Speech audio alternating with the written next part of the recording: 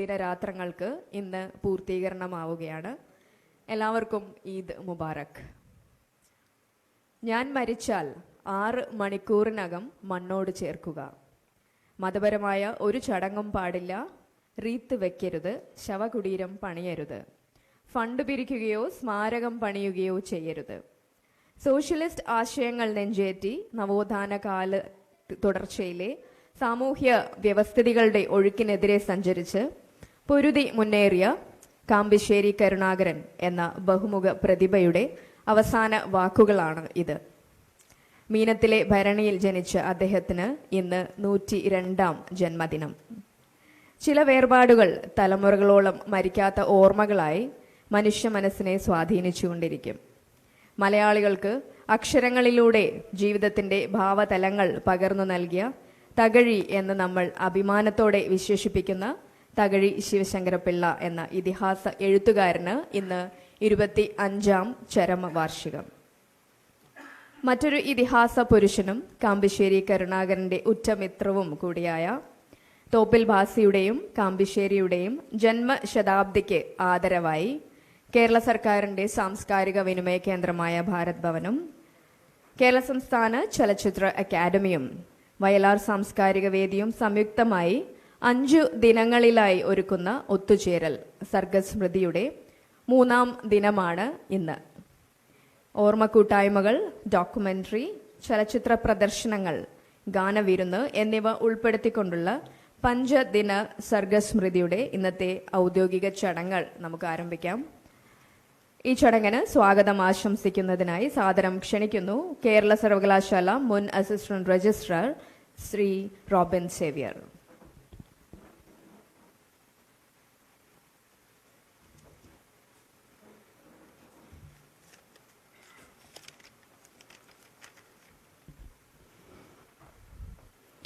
വേദിയിലും സദസ്സിലുമുള്ള ബഹുമാന്യരെ, പ്രിയമുള്ളവരെ,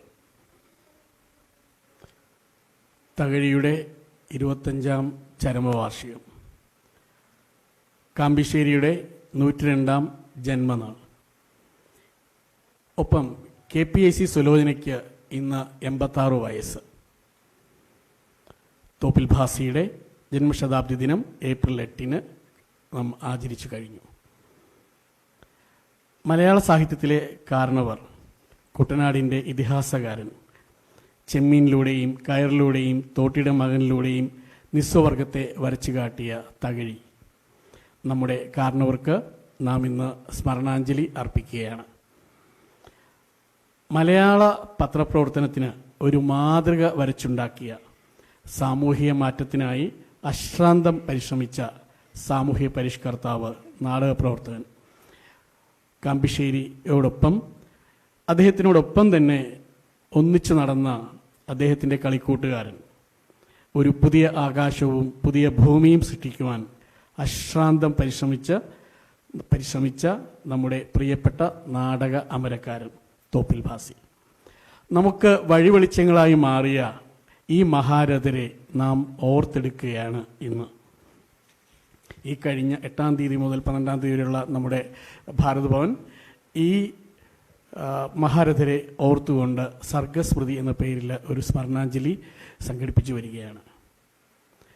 ഇന്ന് ഈ ചടങ്ങിൽ നാം തകഴിയെയും ഒപ്പം കാമ്പിശ്ശേരിയെയും അതിനോടൊപ്പം സുലോചന അമ്മയും ഓർക്കുകയാണ്.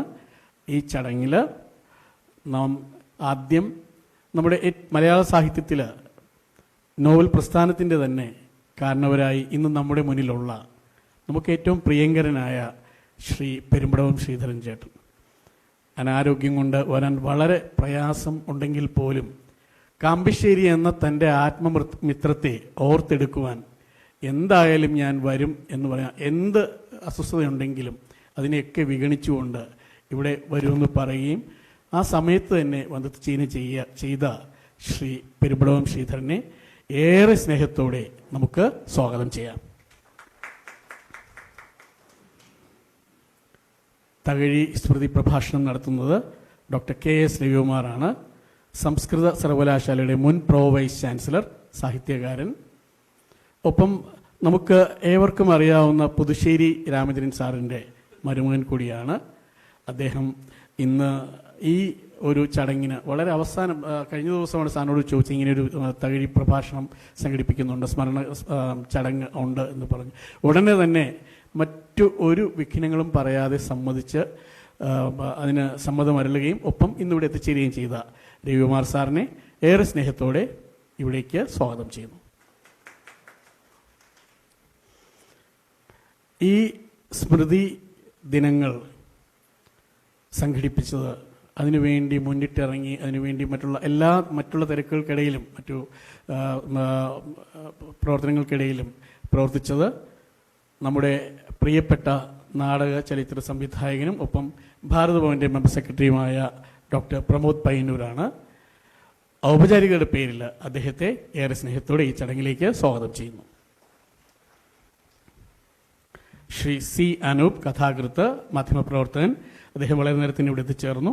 അദ്ദേഹത്തിന് എവരുടെയും സ്വാഗതം അർപ്പിക്കുന്നു. ശ്രീമതി വി എസ് ബിന്ദു, എഴുത്തുകാരി, സാമൂഹ്യ പ്രവർത്തക ഒക്കെയാണ്. ശ്രീ മഹേഷ് മാണിക്യം, സാംസ്കാരിക പ്രവർത്തകൻ. അതുപോലെ നമ്മുടെ വിനോദ് വൈശാഖി എത്തിച്ചേർന്നിട്ടില്ല, ഉടനെ എത്തിച്ചേരാമെന്ന് പറഞ്ഞിട്ടുണ്ട്. ശ്രീ മുക്കമ്പാലമുടി രാധാകൃഷ്ണൻ, വയലാർ രാമവർമ്മ സാംസ്കാരിക വേദിയുടെ പ്രസിഡന്റാണ്. ഒപ്പം നമ്മുടെ പ്രിയപ്പെട്ട ബൈജു ചന്ദ്രൻ ചേട്ടനും ഇവിടെ എത്തിച്ചേർന്നിട്ടുണ്ട്. അതുപോലെ ശ്രീ ഗോപൻ ശാസ്തമംഗലം, വയലാർ സാംസ്കാരിക വേദിയുടെ പ്രധാന പ്രവർത്തകൻ കൂടിയാണ്. ഇവരെ ഓരോരുത്തരെയും ഈ വേദിയിലേക്ക് ഏറെ സ്നേഹത്തോടെ സ്വാഗതം ചെയ്യുന്നു. ഒപ്പം കാമ്പിശ്ശേരിയുടെ കുടുംബാംഗങ്ങൾ, അതുപോലെ തൊപ്പിൽ ഭാസിയുടെയും കുടുംബാംഗങ്ങളൊക്കെ ഇന്ന് ഇവിടെ ഈ ചടങ്ങിന് എത്തിച്ചേർന്നിട്ടുണ്ട്. വേദിയിലല്ല, സദസ്സിലും ഉള്ള അവരെ ഏറെ സ്നേഹത്തോടെ എല്ലാവരുടെയും പേരിൽ സ്വാഗതം ചെയ്യുകയാണ്. ഈ ചടങ്ങ് ചലച്ചിത്ര അക്കാദമിയും വയലാർ സാംസ്കാരിക വേദിയും ഭാരതഭവനും ഒന്നിച്ചു ചേർന്നാണ് സംഘടിപ്പിച്ചിരിക്കുന്നത്.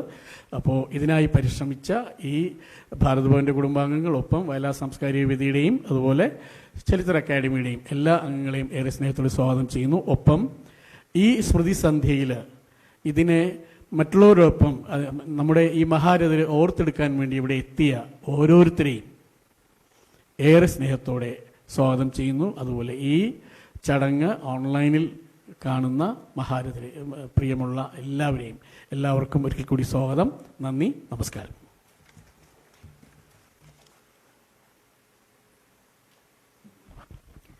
ഭാരത് ഭവൻ മെമ്പർ സെക്രട്ടറിയും ഇന്നത്തെ സർഗസ്മൃതിയുടെ അധ്യക്ഷനുമായ ഡോക്ടർ പ്രമോദ് പയ്യന്നൂരിനെ അധ്യക്ഷ ഭാഷണത്തിനായി സാദരം ക്ഷണിക്കുന്നു.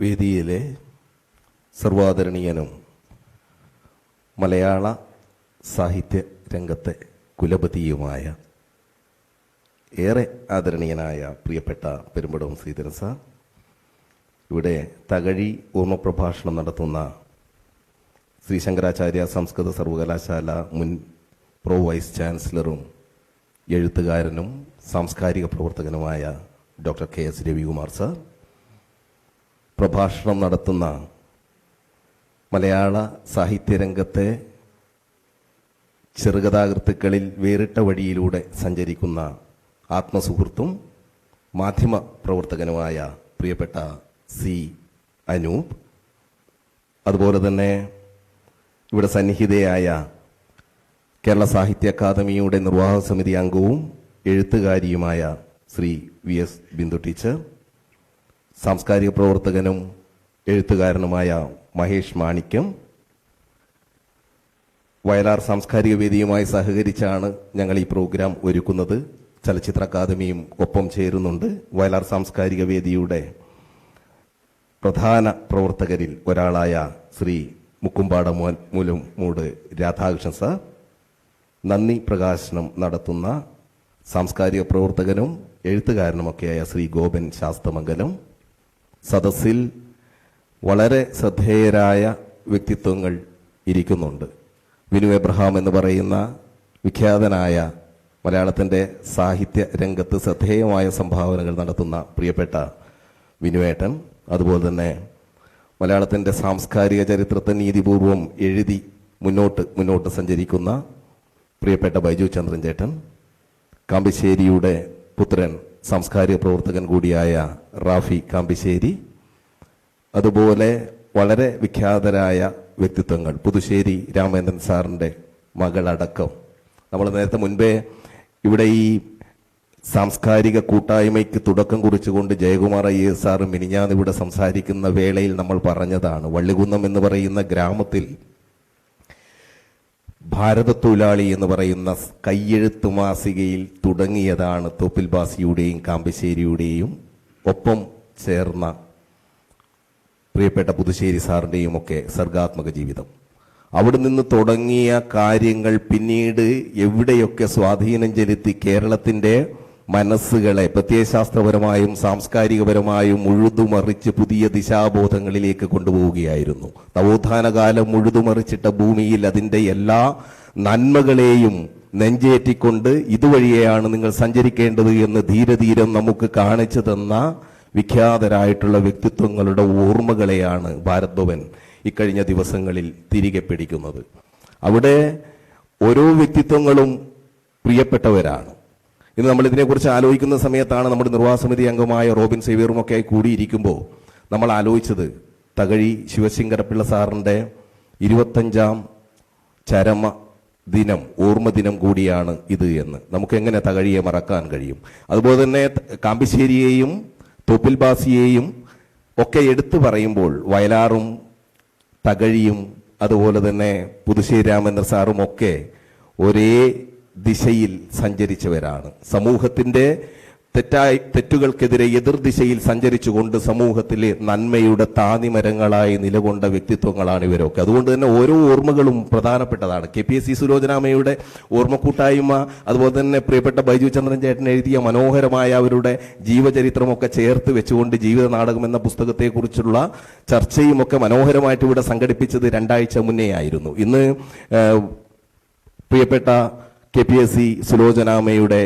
84ാം ജന്മദിനം കൂടിയാണ്. അപ്പോൾ ഇങ്ങനെ വരുമ്പോൾ നമ്മളുടെ സാംസ്കാരിക ധാരകളിൽ വെളിച്ചം പടർത്തി കടന്നുപോയവരുടെ ഓർമ്മകളിലൂടെയാണ് നമ്മൾ സഞ്ചരിക്കുന്നത്. അങ്ങനെ തോപ്പിൽ ബാസി എന്ന് പറയുന്ന ധീരനായ വിപ്ലവകാരിക്ക് സർഗാത്മക രംഗത്ത് വ്യത്യസ്തമായ ചലനങ്ങൾ സൃഷ്ടിച്ച നാടകരംഗത്ത്, ജനപ്രിയ നാടകരംഗത്ത്, ജനകീയ നാടകരംഗത്ത് പുതിയ ചലനങ്ങൾ സൃഷ്ടിച്ച KPSCയുടെ അമരത്ത് നിന്നുകൊണ്ട് മലയാളത്തിന്റെ നാടകബോധത്തെയും പ്രത്യയശാസ്ത്രബോധത്തെയും നിയന്ത്രിക്കുകയും നിർണയിക്കുകയും ചെയ്ത പ്രിയപ്പെട്ട തോപ്പിൽ ബാസിയുടെ ഓർമ്മ ദിനമായിരുന്നു 2 ദിവസം മുൻപേ നമ്മളിവിടെ ആചരിച്ചത്. അതിനെ തുടർന്ന് നമ്മൾ നോക്കുമ്പോൾ കാമ്പശ്ശേരി കരുണാകരന്റെ ജന്മശതാബ്ദി വർഷം 2 വർഷം മുന്നേ ആണെങ്കിലും കാമ്പശ്ശേരി കരുണാകരന്റെ ജന്മശതാബ്ദി വർഷം മുതൽ തോപ്പിൽ ബാസിയുടെ ആത്മസുഹൃത്ത് തോപ്പിൽ ബാസിയുടെ ജന്മശതാബ്ദി ദിനം വരെ നീണ്ടു നിൽക്കുന്ന 2 വർഷം നീണ്ടു നിൽക്കുന്ന സമുചിതമായ സാംസ്കാരിക പരിപാടികൾക്കാണ് വള്ളികുന്നം ഗ്രാമവും ദുബായിലും അബുദാബിയിലും അതുപോലെ തന്നെ വിദേശത്തുമുള്ള സാംസ്കാരിക സംഘടനകളൊക്കെ രൂപം കൊടുത്തത്. അങ്ങനെ ആണ് നമ്മൾ തോപ്പിൽ ബാസിയുടെയും കാമ്പശ്ശേരിയുടെയും ഓർമ്മകളിലൂടെ കടന്നു പോകുന്നു. ഇന്ന് കാമ്പശ്ശേരി കരുണാകരന്റെ ജന്മനാളാണ് എന്നുള്ള സവിശേഷതയുണ്ട്. മീനഭരണി നാളിലാണ് കാമ്പശ്ശേരി എന്ന് പറയുന്ന പ്രതിഭാതനായിട്ടുള്ള വ്യക്തി ഇവിടെ ഈ മണ്ണിൽ പിറന്നു വീണത്. അപ്പോ ഇത്തരം ഓർമ്മകളെ മുറുകെ പിടിക്കുമ്പോൾ കാമ്പശ്ശേരി അനുസ്മരിക്കാൻ, അദ്ദേഹത്തിന്റെ ഓർമ്മകളെ ദീപ്തമാക്കി സംസാരിക്കാൻ ആര് എന്ന ചോദ്യത്തിന് മലയാളത്തിൽ ഇന്ന് ജീവിച്ചിരിക്കുന്നതിൽ പെരുമ്പടവം ശ്രീധരൻ സാറല്ലാതെ മറ്റൊരാളില്ല. അങ്ങനെയാണ് നമ്മൾ പെരുമ്പടവം ശ്രീധർ സാറിന്റെ അടുത്തേക്ക് എത്തിയത്. സാറിനെ നമുക്കറിയാം, നല്ല ചൂടുള്ള കാലാവസ്ഥയാണ്. ആരോഗ്യമുള്ളവർക്ക് പോലും, അത് പ്രായം ഇല്ലാത്തവർക്ക് പോലും വലിയ ബുദ്ധിമുട്ടുള്ള ഒരു സമയം. എങ്കിലും മനസ്സിന്റെ ഊർജം കൊണ്ട്, അതുപോലെ തന്നെ തോപ്പിൽ ബാസി എന്ന് പറയുന്ന ഗുരുതുല്യനായ മനുഷ്യനോടുള്ള ആദരവ് കൊണ്ട് പ്രിയപ്പെട്ട പെരുമ്പടവം ശ്രീധരൻ സാർ പറഞ്ഞു, ഞാൻ വരാം, എനിക്ക് വരണം എന്ന്. അതാണ് മനസ്സിന്റെ ഇഴയെടുപ്പമോ ആദരവോ എന്നൊക്കെ പറയുന്നത്. അതുകൊണ്ട് തന്നെ ഇന്നത്തെ ഈ ദിനം, ഇന്നിപ്പോ നമ്മൾ ഈ ഓർമ്മ കൂട്ടായ്മ സംഘടിപ്പിക്കുമ്പോൾ അതിന് അനുബന്ധമായിട്ട് കാമ്പശ്ശേരി കരുണാകരന്റെ ജീവചരിത്രം ഉള്ള ജീവിതരേഖാ ചിത്രം, ഡോക്യുമെന്ററി പ്രദർശിപ്പിക്കുന്ന സമയത്ത്, അതുപോലെ തന്നെ അതിനുശേഷം അശ്വമേധം സിനിമ പ്രദർശിപ്പിക്കുന്ന സമയത്ത് അതിനൊക്കെ കുറെ കൂടി മികവും അർത്ഥവും കൈവരുന്നു. വേദിയിലുള്ളവരും സദസ്സിലുള്ളവരുമൊക്കെ ആ അർത്ഥത്തെ, ആ തെളിച്ചത്തെ, ആ മികവിനെ ഒന്നുകൂടി ശ്രേഷ്ഠമാക്കുന്നു. ദീർഘിപ്പിക്കുന്നില്ല. ഓർമ്മകളെ തിരികെ പിടിക്കാൻ സർവാദരണീയനായ പ്രിയപ്പെട്ട ശ്രീ പെരുമ്പടവം ശ്രീധരൻ സാറിനെ സവിനയം സാദരം ക്ഷണിക്കുന്നു.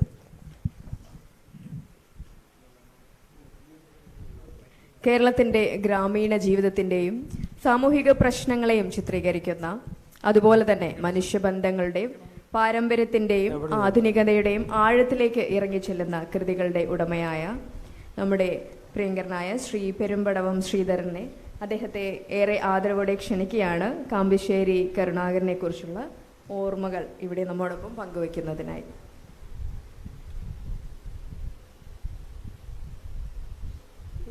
വേദിയിലുള്ള എൻ്റെ ആത്മസുഹൃത്തുക്കൾ, സദസ്സിലെ ഗുരുജനങ്ങളെ, സുഹൃത്തുക്കളെ, നമസ്കാരം എല്ലാവർക്കും. ഈ ദിവസവും ഈ സമ്മേളനവും എന്നെ സംബന്ധിച്ചിടത്തോളം വളരെ വികാരനിർഭരമായ ഒരനുഭവമാണ്. അതെങ്ങനെ വിശദീകരിക്കണമെന്ന് എനിക്കറിയില്ല. അനുഭവത്തിൻ്റെ ഒരു കൊടുമുടി എൻ്റെ ഉള്ളിലുണ്ട്. അതിപ്പോൾ കയറിയിറങ്ങാനുള്ള അവസ്ഥയിലല്ല ഞാൻ. സുഖമില്ലാതെ ഇരിക്കുകയായിരുന്നിട്ടും എനിക്കിന്നിവിടെ വരാതിരിക്കാൻ നിവൃത്തിയില്ല. അതെൻ്റെ കടമയായിട്ട് ഞാൻ കണക്കാക്കുകയും അങ്ങനെ നിങ്ങളോടൊപ്പം കുറേ നേരം ഇവിടെ വന്നിരിക്കാൻ സാധിക്കുകയും ചെയ്യുന്നു എന്നുള്ളത് എൻ്റെ ജീവിതത്തിലെ അസുലഭമായ ഒരു ഭാഗ്യമായിട്ടാണ് ഞാൻ കണക്കാക്കുന്നത്.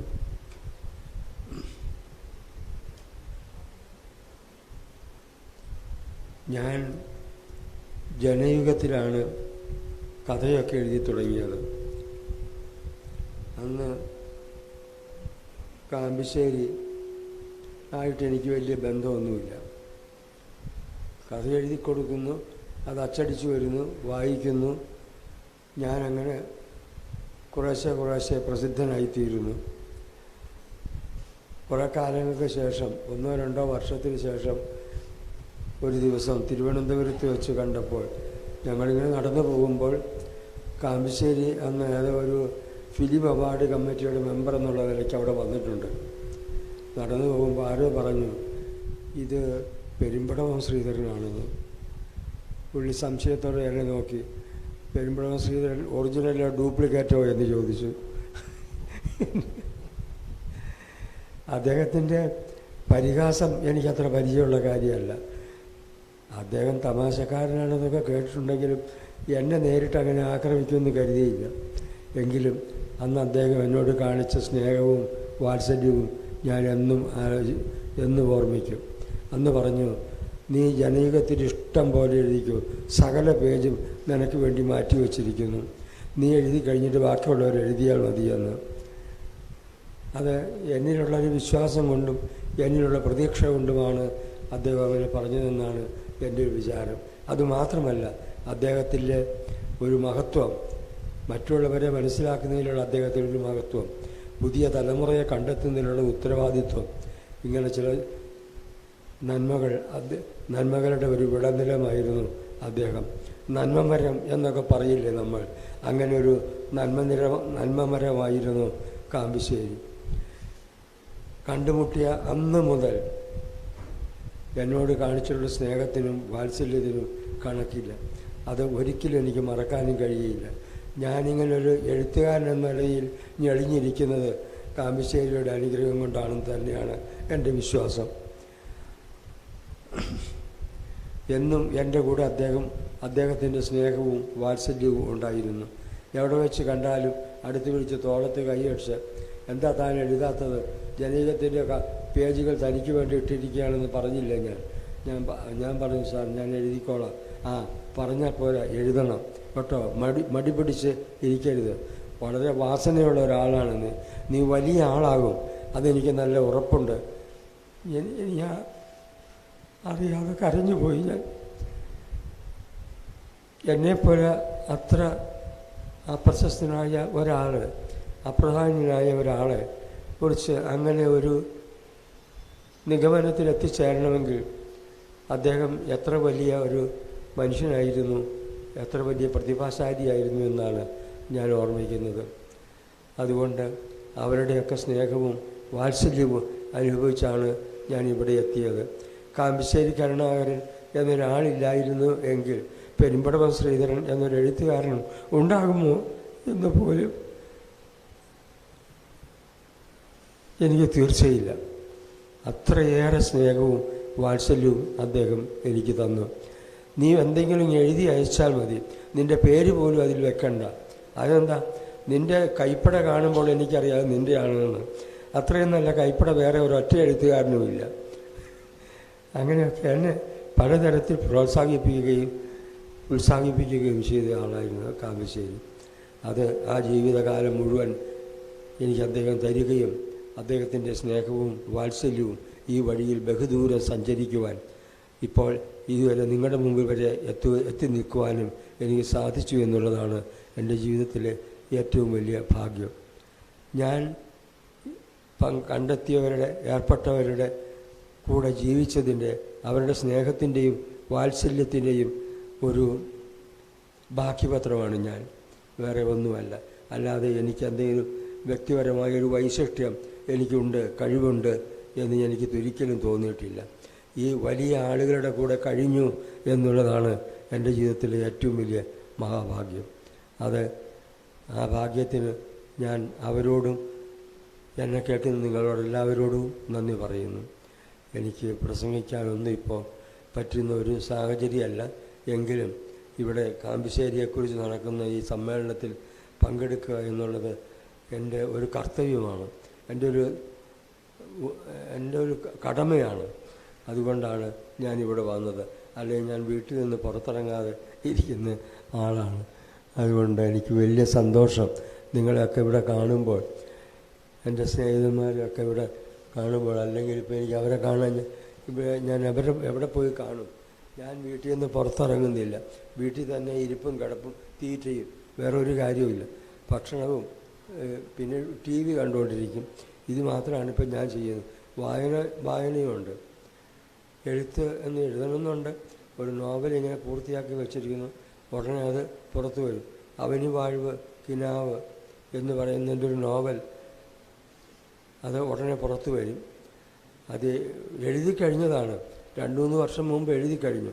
എൻ്റെ ഒരു സ്വഭാവം അല്ലെങ്കിൽ എൻ്റെ ഒരു ശാപം ഇതാണ്: എത്ര എഴുതിയാലും പോരാ, എത്ര മിനുക്കിയാലും പോരാ, വീണ്ടും വീണ്ടും അത് മിനുക്കണമെന്ന് തോന്നും. അങ്ങനെ മിനുക്കി എഴുതിക്കൊണ്ടിരിക്കുകയാണ്. ഈ വർഷമെങ്കിലും അത് പുറത്തിറങ്ങണമെന്ന് എൻ്റെ വീട്ടിൽ എൻ്റെ മകൾ വളരെ നിർബന്ധം പിടിക്കുന്നു. അവളവിടെ പറഞ്ഞത് ഇങ്ങനെ വെച്ചുകൊണ്ടിരുന്നൊരു കാര്യമില്ല, ഇത് പുസ്തകം പുറത്തിറങ്ങണം, ആളുകൾ എന്നോട് ചോദിക്കുന്നെന്ന് പറഞ്ഞു. അതൊക്കെ ശരി തന്നെ. എന്നോടുള്ള സ്നേഹവും വാത്സല്യവും എന്നിലുള്ള പ്രതീക്ഷയും കൊണ്ടാണ് അവർ പറയുന്നത്. പക്ഷേ ആ സ്നേഹവും വാത്സല്യവും നിലനിർത്താനും ആ പ്രതീക്ഷ സംരക്ഷിക്കാനും ഉള്ളൊരു ഉത്തരവാദിത്വം എനിക്കുണ്ട്. അതുകൊണ്ടാണ് ഞാനിത് മിനുക്കി എഴുതുന്നത്. എഴുത്തിൽ മിനുക്കൽ എത്രയായാലും അധികമാവില്ല എന്നുള്ള ഒരു അഭിപ്രായമാണ് എനിക്കുള്ളത്. എത്ര മിനുക്കിയാലും അത് അധികമാവില്ല. എത്ര മിനുക്കുന്നോ അത്രയും നല്ലത്. ഞാൻ അതിനു വേണ്ടിയിട്ടാണ് ശ്രമിച്ചുകൊണ്ടിരിക്കുന്നത്. ഞാനൊരു പ്രസംഗത്തിന് തയ്യാറായിട്ടില്ല. നിങ്ങളെ കാണുക, ഈ സന്ദർഭത്തിൽ കാമ്പശ്ശേരിയോടൊപ്പമുള്ള ഒരു ഓർമ്മദിനത്തിൽ പങ്കെടുക്കുക, അദ്ദേഹത്തിൻ്റെ ഓർമ്മകളുടെ ചുവട്ടിൽ വന്നിരിക്കുക എന്നുള്ളതാണ് എൻ്റെ ജീവിതത്തിലെ ഇപ്പോഴത്തെ ഏറ്റവും വലിയ മഹാഭാഗ്യം. നിങ്ങൾക്കെല്ലാവർക്കും എൻ്റെ നമസ്കാരം.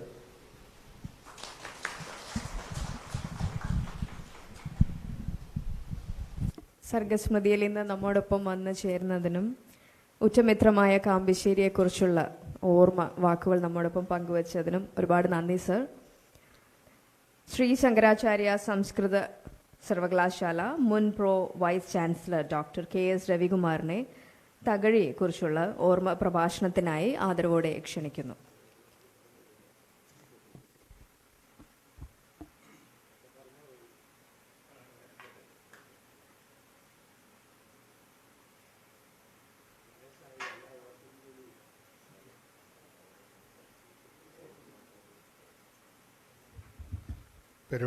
പെരുമ്പടവ സാറ് എന്നെ ഒരു ദൗത്യം ഏൽപ്പിച്ചിട്ടുണ്ട്. മറ്റൊന്നുമല്ല, തകഴിയെക്കുറിച്ചുകൂടൊന്ന് പറയേണ്ടിയിരുന്നു. അത് അദ്ദേഹം മനസ്സിലുണ്ടായിരുന്നതാണ്. പക്ഷേ വികാരഭരിതമായിട്ട് കാമ്പശ്ശേരിയെക്കുറിച്ച് പറഞ്ഞപ്പോൾ പെട്ടെന്നത് ഓർമ്മയിൽ നിന്ന് വിട്ടുപോയി. അക്കാര്യം ഒന്ന് പറയാൻ എന്നെ ചുമതലപ്പെടുത്തിയിരിക്കുകയാണ്. അത് അദ്ദേഹത്തിന് വേണ്ടി ആ ദൗത്യം നിർവഹിക്കുന്നു. ഈ യോഗത്തിൻ്റെ അധ്യക്ഷൻ ഇപ്പോൾ കഴിഞ്ഞ 2 ആഴ്ച മുമ്പ് വരെ ശ്രീ എന്നായിരുന്നു പറഞ്ഞിരുന്നത്. ഇപ്പോൾ ഡോക്ടർ അതായത് ഗവേഷണ പ്രബന്ധം സമർപ്പിച്ച് സർവകലാശാലയിൽ നിന്ന് PhD ബിരുദം നേടിയിരിക്കുന്നു.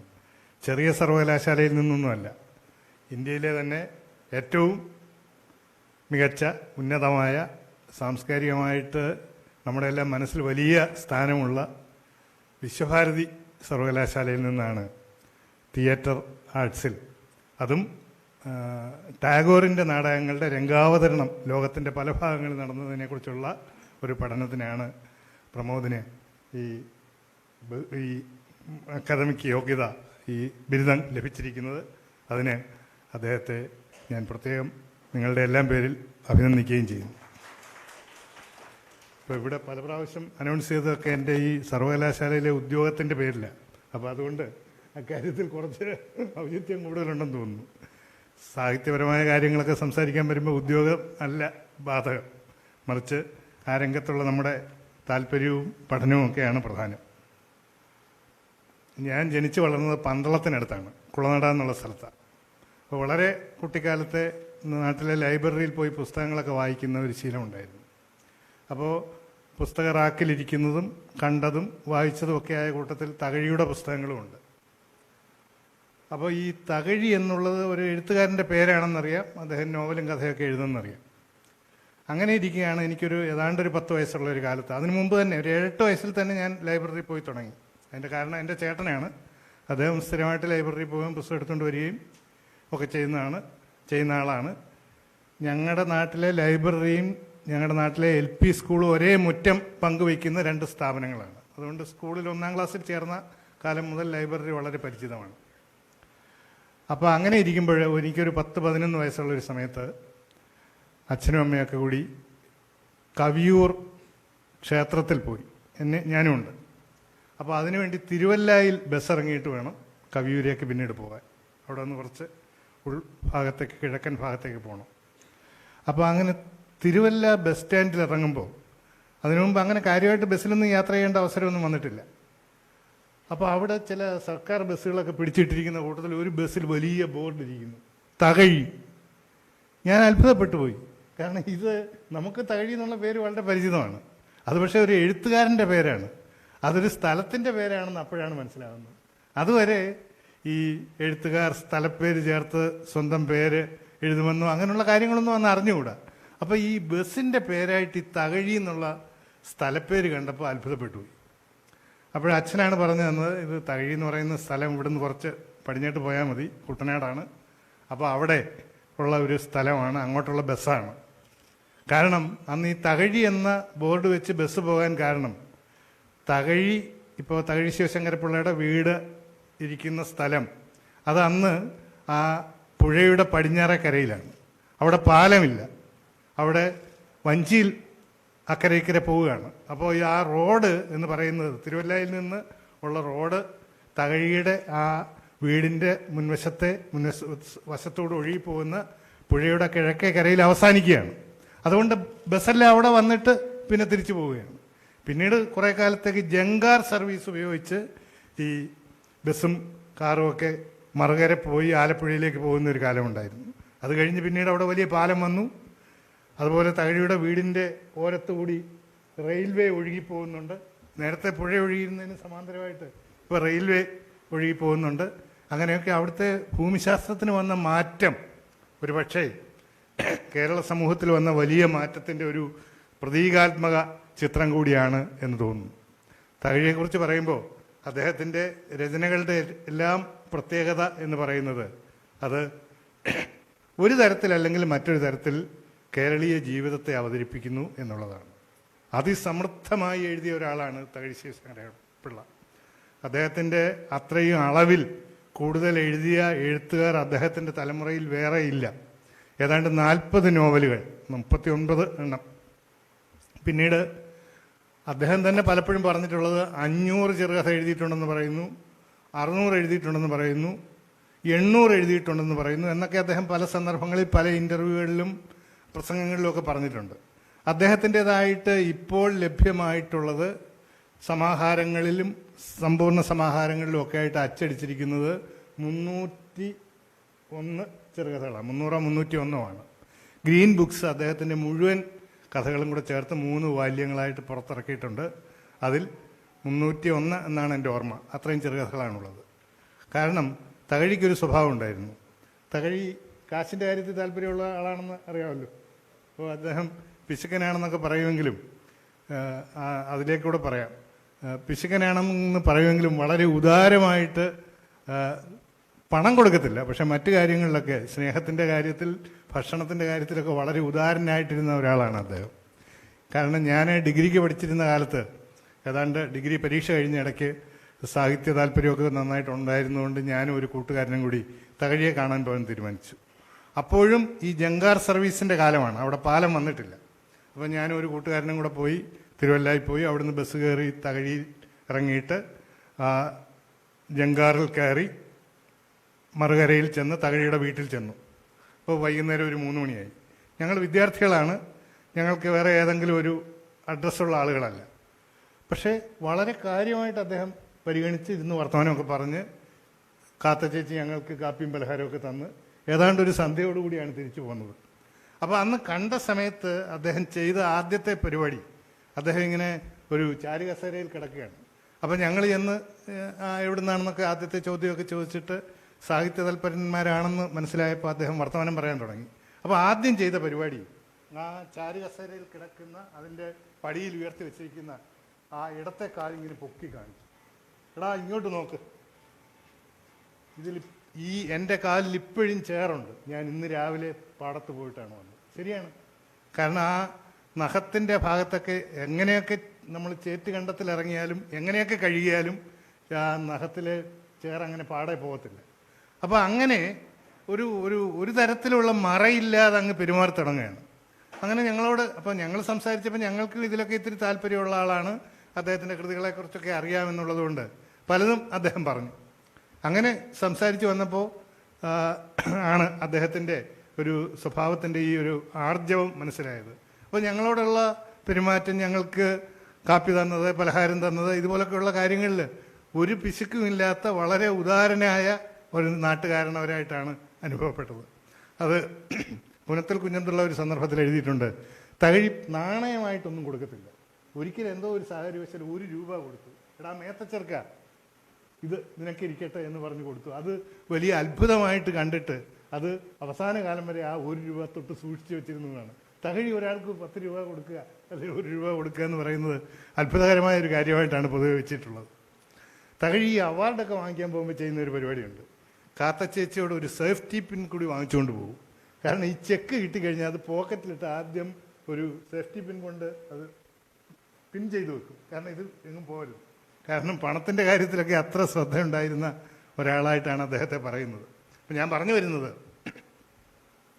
അദ്ദേഹത്തിൻ്റെ ഈ രചനകളിലെല്ലാം ഉള്ള ഒരു സവിശേഷത, അത് കേരളീയ ജീവിതത്തിൻ്റെ പരിണാമത്തെ ചിത്രീകരിച്ചിരുന്നു എന്നുള്ളതാണ്. സാധാരണ എഴുത്തുകാരൊക്കെ പറയാറുള്ള ഒരു കാര്യമുണ്ട്, ഈ താൻ കണ്ടിട്ടുള്ള ചില ജീവിതാനുഭവങ്ങൾ, ചില വ്യക്തികൾ, ചില സംഭവങ്ങൾ, ഇതൊക്കെയാണ് തൻ്റെ എഴുത്തിൻ്റെ പ്രചോദന ബിന്ദുക്കൾ എന്ന് എഴുത്തുകാർ പറയാറുണ്ട്. പക്ഷെ തകഴി പറഞ്ഞിട്ടുള്ളൊരു കാര്യം, താൻ അങ്ങനെയുള്ള ഏതെങ്കിലും സംഭവത്തിൽ നിന്നല്ല കഥയും നോവലും എഴുതുന്നത്. ഇങ്ങനെ വെറുതെ ഇരുന്ന് ഞാൻ ആലോചിച്ചുകൊണ്ടിരിക്കും. ആലോചിക്കുമ്പോഴൊക്കെ ഞാൻ എൻ്റെ സമൂഹത്തെക്കുറിച്ച്, എൻ്റെ ജീവിതത്തെക്കുറിച്ച്, എൻ്റെ ചുറ്റുപാടുമുള്ള ആളുകളെക്കുറിച്ചാണ് ആലോചിക്കുന്നത്, എൻ്റെ നാടിനെക്കുറിച്ച് ഒക്കെയാണ് ഞാൻ ആലോചിക്കുന്നത്. അങ്ങനെ ആലോചിച്ച് വരുമ്പോൾ ഞാനൊരു ആശയത്തിലെത്തും. അപ്പോൾ അത് ഒരു കഥയാവാൻ അല്ലെങ്കിൽ നോവലാകാനുള്ള ആശയമാണെന്നുള്ള ഒരു തിരിച്ചറിവുണ്ടായിക്കഴിഞ്ഞാൽ പിന്നെ എൻ്റെ മനസ്സ് വേറൊരു രീതിയിൽ പ്രവർത്തിക്കും. ആ ആശയത്തെ ഒരു കഥയാക്കി മാറ്റാൻ പാകത്തിൽ കഥാപാത്രങ്ങളും സംഭവങ്ങളും ഒക്കെ അതിലേക്കൊരു കാന്തത്തിലേക്ക് ഇരുമ്പ് പൊടി വന്നു ചേരുന്നത് പോലെ തൻ്റെ സഞ്ചിത സംസ്കാരത്തിൽ നിന്ന്, തൻ്റെ അറിവിലും പരിചയത്തിലും പെട്ട ലോകത്തു നിന്ന് ഇതിലേക്ക് പലതും വന്നു ചേർന്ന് കഥാപാത്രങ്ങളും സംഭവങ്ങളും ഒക്കെ ഉരുത്തിരിഞ്ഞു വരികയാണ് എന്നാണ് അദ്ദേഹം പറഞ്ഞത്. എന്ന് വെച്ചാൽ ഈ ലോകത്തെ അനുകരിക്കുക എന്നുള്ള രീതിയിലല്ല, മറിച്ച് ആശയങ്ങളിൽ നിന്ന് കഥകളും നോവലുകളും എഴുതുന്നു എന്ന് പറഞ്ഞാൽ അത് വലിയ തോതിലുള്ള ചിന്താശേഷിയുള്ള, വൈകാരികതയ്ക്കപ്പുറത്ത് ജീവിതത്തെയും ലോകത്തെയും കാണാൻ കഴിയുന്ന ഒരു എഴുത്തുകാരന് കഴിയുന്ന ഒരു ശേഷിയാണ്. അതാണ് തകഴിയെ വ്യത്യസ്തനാക്കി നിർത്തിയിരിക്കുന്ന ഒരു കാര്യം. കാരണം നമ്മൾ തകഴിയുടെ രചനകളെല്ലാം കൂടി പരിശോധിച്ച് കഴിഞ്ഞാൽ അത് ഒരു കഴിഞ്ഞ 100-200 കൊല്ലത്തിനിടയിൽ കേരള സമൂഹത്തിനുണ്ടായ പരിണാമത്തെ ചിത്രീകരിക്കുന്ന രചനകളാണെന്ന് മനസ്സിലാകും. അങ്ങനെ ഉള്ള രചനകളിലൂടെ കേരളത്തെ ഇത്രയും വിശദമായിട്ട് കേരളീയ ജീവിതത്തിൻ്റെ വിശദാംശങ്ങളെ ചിത്രീകരിച്ച എഴുത്തുകാർ വേറെയില്ല.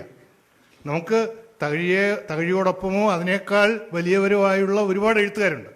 പക്ഷെ അവരൊക്കെ ചില പ്രത്യേക മേഖലകളിൽ, പ്രത്യേക ലോകങ്ങളിൽ, ചില പ്രത്യേക വിധാനങ്ങളിലേക്ക് ഒതുങ്ങി നിൽക്കുകയാണ്. തകഴി അങ്ങനെയല്ല. വാസ്തവത്തിൽ തകഴി കുട്ടനാടിൻ്റെ കഥയാണ് പറയുന്നത്. പക്ഷേ ഈ കുട്ടനാടൻ കഥകൾ പറയുമ്പോൾ അദ്ദേഹം വാസ്തവത്തിൽ മൊത്തത്തിൽ കേരളത്തെ, ലോകത്തെ ചിത്രീകരിക്കുകയാണ് ചെയ്യുന്നത്. ഈ തകഴിയുടെ ഏറ്റവും പ്രധാനപ്പെട്ട കൃതിയായിട്ട് അംഗീകരിക്കപ്പെട്ടിരിക്കുന്നത് കയറാണല്ലോ. വാസ്തവത്തിൽ ചരിത്രപരമായിട്ടും സാഹിത്യ ചരിത്രപരമായിട്ടും കയറിനേക്കാൾ പ്രാധാന്യമുള്ള ഒരുപാട് കൃതികളുണ്ട്. ഇപ്പം രണ്ടിടങ്ങഴി പോലൊരു കൃതി എഴുതപ്പെടുക എന്ന് പറയുന്നത് വലിയ ഒരു ചരിത്രത്തെ പ്രചോദിപ്പിച്ച ഒരു സംഭവമാണ്. കേരളീയ സമൂഹത്തിലുണ്ടായ വലിയ മാറ്റങ്ങൾക്കെല്ലാം ഏറ്റവും കൂടുതൽ പ്രചോദനം നൽകിയ, ഏറ്റവും കൂടുതൽ അതിനെ മുന്നോട്ട് നയിച്ച ഒരു സാംസ്കാരിക ശക്തിയായിട്ടാണ് രണ്ടിടങ്ങഴിയും തോട്ടിയുടെ മകനും പോലുള്ള നോവലുകൾ വരുന്നത്. അതിനു മുമ്പ് തന്നെ ചെറുകഥകളിൽ അദ്ദേഹം ആവിഷ്കരിച്ച് തുടങ്ങിയിരുന്നു. അപ്പോൾ അങ്ങനെയുള്ള രചനകളുണ്ട്. അത് വളരെ പ്രസിദ്ധമായ രചനകളാണ്. അതിന് ചരിത്ര പ്രാധാന്യവും സാഹിത്യ ചരിത്ര പ്രാധാന്യവും വളരെ കൂടുതലാണ്. അങ്ങനെയൊക്കെയാണെങ്കിലും ഒരു വലിയ എഴുത്തുകാരനായിട്ട് തകഴിയെ അടയാളപ്പെടുത്തുന്നത് കയറ് എന്ന നോവലിൻ്റെ രചനയിലൂടെയാണ്. അത് ഏതാണ്ട് 200 കൊല്ലത്തെ കേരളത്തിൻ്റെ ചരിത്രത്തെ ഉൾക്കൊള്ളുന്ന ഒരു കൃതിയാണ്. മാനുഷിക സന്ദർഭങ്ങളിലൂടെ അങ്ങനെ ഒരു ചരിത്രത്തെ അവതരിപ്പിക്കുക എന്ന് പറയുന്നത് ചെറിയ കാര്യമല്ല. എന്ന് മാത്രമല്ല, അതുവരെ മലയാളത്തിൽ പരിചിതമായിരുന്ന നോവലിൻ്റേതായിട്ടുള്ള ആ രചനാ സമ്പ്രദായങ്ങളെ മുഴുവൻ മാറ്റിമറിച്ചുകൊണ്ടാണ് തകഴി ഇത് ചെയ്യുന്നത്. ഇപ്പോൾ സി വി രാമൻപിള്ളയും ചന്തുമേനോനും ഒക്കെ എഴുതി തുടങ്ങിയ നമ്മുടെ മലയാള നോവലിൻ്റെ ചരിത്രത്തിൽ ഒരു നായകനെ, ഒരു നായികയെ കേന്ദ്രീകരിച്ചുകൊണ്ടുള്ള, അവരുടെ ജീവിത പശ്ചാത്തലങ്ങൾ ആവിഷ്കരിച്ചുകൊണ്ടുള്ള, അവരുടെ ബന്ധങ്ങളും ബന്ധവിച്ഛിത്തികളും ഒക്കെ ചിത്രീകരിച്ചുകൊണ്ടുള്ള, ആ വ്യക്തികളെ കേന്ദ്രീകരിച്ചുകൊണ്ട് സമൂഹത്തെ ആവിഷ്കരിക്കുന്ന ഒരു കഥാവിഷ്കാര സമ്പ്രദായമാണ് പൊതുവെ നോവലുകളിൽ കാണുന്നത്. നമ്മുടെ നോവൽ ചരിത്രം മുഴുവൻ അങ്ങനെയാണ്. അതിൽ നിന്ന് ഒരു വലിയ മാറ്റം സൃഷ്ടിച്ചുകൊണ്ട് എങ്ങനെയാണോ നമ്മുടെ സമൂഹത്തിൽ പല കാലങ്ങളിൽ പല മാറ്റങ്ങളും വന്നത്, ഈ മാറ്റങ്ങളെയെല്ലാം ഒരൊറ്റ നോവലിലേക്ക് കൊണ്ടുവരികയാണ്. അതിന് അദ്ദേഹം ഒരു അടിസ്ഥാന രൂപകത്തെ കണ്ടെത്തുന്നു. അത് വേറൊന്നുമല്ല, മണ്ണ് എന്ന രൂപകമാണ്, ഭൂമി എന്ന രൂപകമാണ്. അതിനെ ആധാരമാക്കിയാണ് അദ്ദേഹം ആ രചന എഴുതുന്നത്. ഭൂമിയുടെ അവകാശി ആരാണ്? അത് വലിയ ചോദ്യമാണ്. അതിൻ്റെ വേറെ പാരിസ്ഥിതികമായ വിധാനത്തിൽ ബഷീർ ചോദിച്ചിട്ടുണ്ട്. ഭൂമിയുടെ അവകാശികളെക്കുറിച്ച് ബഷീർ പറഞ്ഞിട്ടുണ്ട്, ഈ ഭൂമിയിലുള്ള എല്ലാ ചരാചരങ്ങളും ഭൂമിയുടെ അവകാശികളാണെന്ന്. ഇത് ആ അർത്ഥത്തിലല്ല. നമ്മളൊക്കെ പറയാറുണ്ടല്ലോ, നമുക്കൊരു ഇത്തിരി മണ്ണ്, നമുക്ക് തലചായ്ക്കാൻ ഇത്തിരി ഭൂമി. ഇന്നും കേരളീയ ജീവിതത്തിലും ഈ ഇന്ത്യയിൽ വലിയ പ്രശ്നമാണ്. കേരളത്തിൽ പോലും ഇപ്പോഴും തലചായ്ക്കാൻ മണ്ണില്ലാത്ത എത്രയോ ആളുകൾ നമ്മുടെ സമൂഹത്തിലുണ്ട്. ഒരു വീട്, അവർക്ക് ആ വീടിൻ്റെ ഉടമസ്ഥാവകാശം, ഇതൊക്കെ ഇപ്പോഴും നമ്മുടെ സമൂഹത്തിലെ വിഷയങ്ങളാണ്. നമ്മുടെ സർക്കാരൊക്കെ അതിനുവേണ്ടി വലിയ തരത്തിലുള്ള മുന്നോട്ട് പോകുന്ന തരത്തിലുള്ള പ്രവർത്തനങ്ങൾ നടത്തിക്കൊണ്ടിരിക്കുകയാണ്. അപ്പോൾ ഈ ഭൂമിയുടെ ഉടമസ്ഥാവകാശം, ഭൂമിയിൽ കൃഷി ചെയ്യുന്നതിലൂടെ ഉൽപ്പാദിപ്പിക്കപ്പെടുന്ന കാർഷിക വിഭവങ്ങൾ, ഇതെല്ലാം മനുഷ്യവംശത്തിൻ്റെ നിലനിൽപ്പിന് ആധാരമാണ്. അങ്ങനെ ഉൽപ്പാദിപ്പിക്കപ്പെടുന്ന കാർഷിക വിഭവങ്ങളിലൂടെയാണ് മനുഷ്യൻ, അല്ലെങ്കിൽ മനുഷ്യനും അവനോട് അനുബന്ധമായിട്ടുള്ള പല ജീവജാലങ്ങളും നിലനിന്ന് പോകുന്നത്. ഇത് സംസ്കാരത്തിൻ്റെ അടിസ്ഥാനപരമായ ഒരു കാര്യമാണ്. കൾച്ചർ എന്ന് പറയുന്നത് തന്നെ അഗ്രികൾച്ചറിൽ നിന്ന് രൂപപ്പെട്ടതാണ്. മിച്ച ധാന്യത്തിൻ്റെ ആ ഒരു ശേഷിപ്പ് കൊണ്ടാണ് വാസ്തവത്തിൽ എല്ലാ സംസ്കാര വിനിമയങ്ങളും സംസ്കാര നിർമ്മിതികളും ഉണ്ടായിട്ടുള്ളത് എന്നൊക്കെ ഉള്ളത് സംസ്കാര പഠനത്തിൽ പറയുന്ന കാര്യമാണ്. പക്ഷേ തകഴി ഒരു അടിസ്ഥാനപരമായ ചോദ്യം ചോദിക്കുന്നു. അവിടെ വീണ്ടും ഞാൻ തകഴിയുടെ എഴുത്തിൻ്റെ രീതിയെക്കുറിച്ച് പറയുകയാണ്. സാധാരണഗതിയിൽ ഏതെങ്കിലും ഒരു കഥാപാത്രത്തെക്കുറിച്ചുള്ള സങ്കല്പത്തിൽ നിന്ന്, ഒരു സംഭവത്തെക്കുറിച്ചുള്ള ആലോചനയിൽ നിന്ന് ഒന്നുമല്ല, അടിസ്ഥാനപരമായി നമ്മുടെ സമൂഹത്തെക്കുറിച്ചുള്ള ചില ചോദ്യങ്ങൾ ചോദിച്ചുകൊണ്ടാണ് തകഴി ആ വലിയ ഇതിഹാസ തുല്യമായ രചനയിലേക്ക് വരുന്നത്. ആരാണ് ഈ ഭൂമിയുടെ അവകാശികൾ? ആരാണ് ഇവിടെ ഇത് ഉൽപ്പാദിപ്പിക്കുന്നത്? അവസാനം ആ നോവലിൽ ഒരു ചോദ്യത്തിൽ, മുഴങ്ങുന്ന ഒരു ചോദ്യത്തിലാണ് ആ നോവൽ ചെന്ന് അവസാനിക്കുന്നത്. ഇക്കാണായ മനുഷ്യർക്കെല്ലാം തിന്നേണ്ടേ, അന്നം വേണ്ടേ എന്നുള്ള ഒരു ചോദ്യത്തിലേക്ക് അവസാനം അത് എത്തുകയും ചെയ്യുന്നു. അതായത് ഫ്യൂഡൽ കാലഘട്ടത്തിൽ ജന്മിമാരെ കേന്ദ്രീകരിച്ച് നിന്നിരുന്ന ഭൂമി, കാർഷിക വ്യവസ്ഥ അത് അവിടെ നിന്ന് മാറുകയും പിൽക്കാലത്ത് അത് ആ ജന്മിമാരിൽ നിന്ന് ധനാഢ്യന്മാരായ ആളുകളുടെ കയ്യിലേക്ക് വരികയും അവർ, കുട്ടനാടിനെ കേന്ദ്രീകരിച്ചാണ് ഇത് പറയുന്നത്, അവർ ഒരു കച്ചവട ഉൽപ്പന്നം എന്ന നിലയിൽ അന്നോൽപാദനം, നമ്മുടെ കുട്ടനാട്ടിലാവുമ്പോൾ അത് കൃഷിയാണ്, നെൽകൃഷിയാണ്, ആ അന്നോൽപാദനം ഒരു കച്ചവട ലക്ഷ്യത്തോടു കൂടി നിർവഹിക്കുകയും അങ്ങനെ ഒരു ലാഭമുണ്ടാക്കാനുള്ള ഒരു ഉൽപ്പന്നമായിട്ട്, ഒരു പ്രവർത്തനമായിട്ട് കൃഷിയെ മാറ്റുകയും ചെയ്യുന്ന ഒരു പ്രവർത്തനം. അതിൽ നിന്ന് മാറിയിട്ട് സാധാരണക്കാരായ ആളുകൾക്ക്, കർഷകർക്കും കർഷക തൊഴിലാളികൾക്കുമൊക്കെ 10 സെന്റ് ഭൂമി അവന് അർഹതപ്പെട്ടതാണ്. അവൻ ഈ ഭൂമിയിൽ അവന് ആ ഒരു കുടിൽ കെട്ടി കിടക്കാനും തൻ്റെ ജീവിത പരിസരങ്ങളിൽ ഒരല്പം കൃഷി ചെയ്യാനും ഉള്ള ഒരു 10 സെന്റ് ഭൂമി, ആ അവകാശമാണ് ഭൂപരിഷ്കരണത്തിൻ്റെ രൂപത്തിൽ ഇവിടെ വന്നത്. അത് 57-ലെ മന്ത്രിസഭയുടെ കാലത്ത് ആവിഷ്കരിച്ചെങ്കിലും അന്നത് വിജയിപ്പിച്ചെടുക്കാൻ കഴിഞ്ഞില്ല. കുറച്ച് വെള്ളം ചേർത്തിട്ടാണെങ്കിലും അത് പിന്നെ പ്രാബല്യത്തിൽ വന്നത് 1970-കളുടെ തുടക്കത്തിലാണ്. ആ ഘട്ടത്തിലാണ് കയർ എന്ന നോവൽ അവസാനിക്കുന്നത്.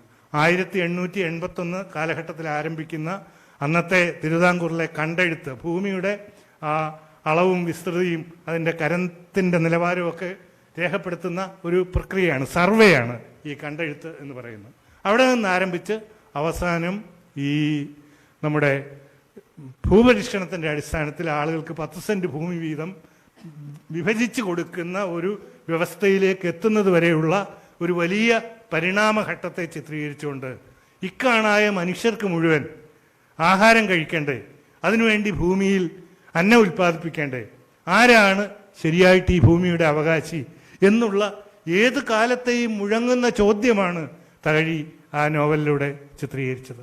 നമ്മളിപ്പോഴും വിശ്വസിക്കുന്നത്, അല്ലെങ്കിൽ നമ്മളിപ്പോഴും മൂഢസ്വർഗത്തിൽ കഴിയുന്നത് ആന്ധ്രയിൽ അരി ഉൽപ്പാദിപ്പിക്കപ്പെടുന്നതുകൊണ്ട് നമ്മളൊക്കെ ആഹാരം കഴിച്ച് ജീവിക്കുമെന്നാണ്. അതൊക്കെ എത്ര കാലം എങ്ങനെയൊക്കെ നടക്കുമെന്നുള്ളത് കണ്ടറിയണം.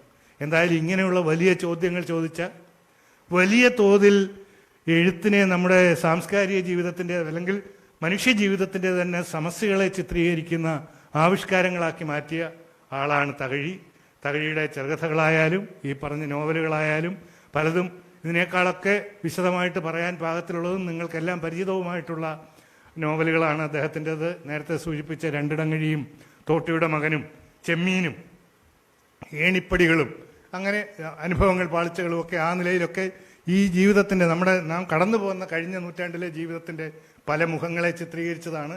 അതിൻ്റെ എല്ലാം പിന്നിലുള്ള സാമൂഹ്യമായ സംഘർഷങ്ങളെ അദ്ദേഹം ആ നോവലുകളിലൂടെയും കഥകളിലൂടെയും ഒക്കെ അവതരിപ്പിച്ചിരുന്നു. അതിൻ്റെ എല്ലാം ഏറ്റവും ഉന്നതമായ മാനങ്ങളിൽ ചിത്രീകരിക്കുകയും കേരളത്തിന്, മലയാളത്തിന് തനതായ ഒരു ശില്പരചനാ രീതി, നോവലിന് ഒരു ആവിഷ്കാര രീതി സാധ്യമാകും എന്നുള്ളത് കയറിലൂടെ ചിത്രീകരിക്കുക, അത് പ്രാവർത്തികമാക്കി തരികയും ചെയ്ത ഒരാളായിരുന്നു തകഴി. തകഴി പ്രസംഗങ്ങളിലും എഴുത്തിലും ഒക്കെ പറയുന്ന ഒരു വാക്കുണ്ട്, കല്ലേ ചിത്രമായി കിടക്കുന്നു എന്ന്. അതായത് ഒരു കല്ലിൽ കൊത്തിവെക്കുന്ന ശിലാരേഖകളിലൊക്കെ കാണുമല്ലോ, ഒരു കല്ലിൽ കൊത്തിവെക്കുന്ന ചില അക്ഷരങ്ങളും അടയാളങ്ങളും, അത് ആർക്കും മായ്ച്ചു കളയാൻ കഴിയില്ല. അതുപോലെ തൻ്റെ മനസ്സിൽ എല്ലാം ചിത്രമായി കിടക്കുന്നു, കല്ലേൽ ചിത്രമായി കിടക്കുന്നു എന്നാണ് തകഴി ഈ കയർ എഴുതിയ സമയത്ത് പറഞ്ഞത്. ഒരു കാര്യം കൂടെ പറഞ്ഞ് ഞാൻ അവസാനിപ്പിക്കാം. എങ്ങനെയാണ് തകഴിയുടെ മനസ്സിൽ ഈ വലിയ നോവലും കഥയുമൊക്കെ രൂപപ്പെട്ട് ബലപ്പെട്ട് എഴുതുന്നതിന് മുമ്പിലത്തെ ആ ഘട്ടത്തിൽ കിടക്കുന്നതെന്നുള്ളത് തെളിയിക്കുന്ന ഒരു സംഭവമാണ്.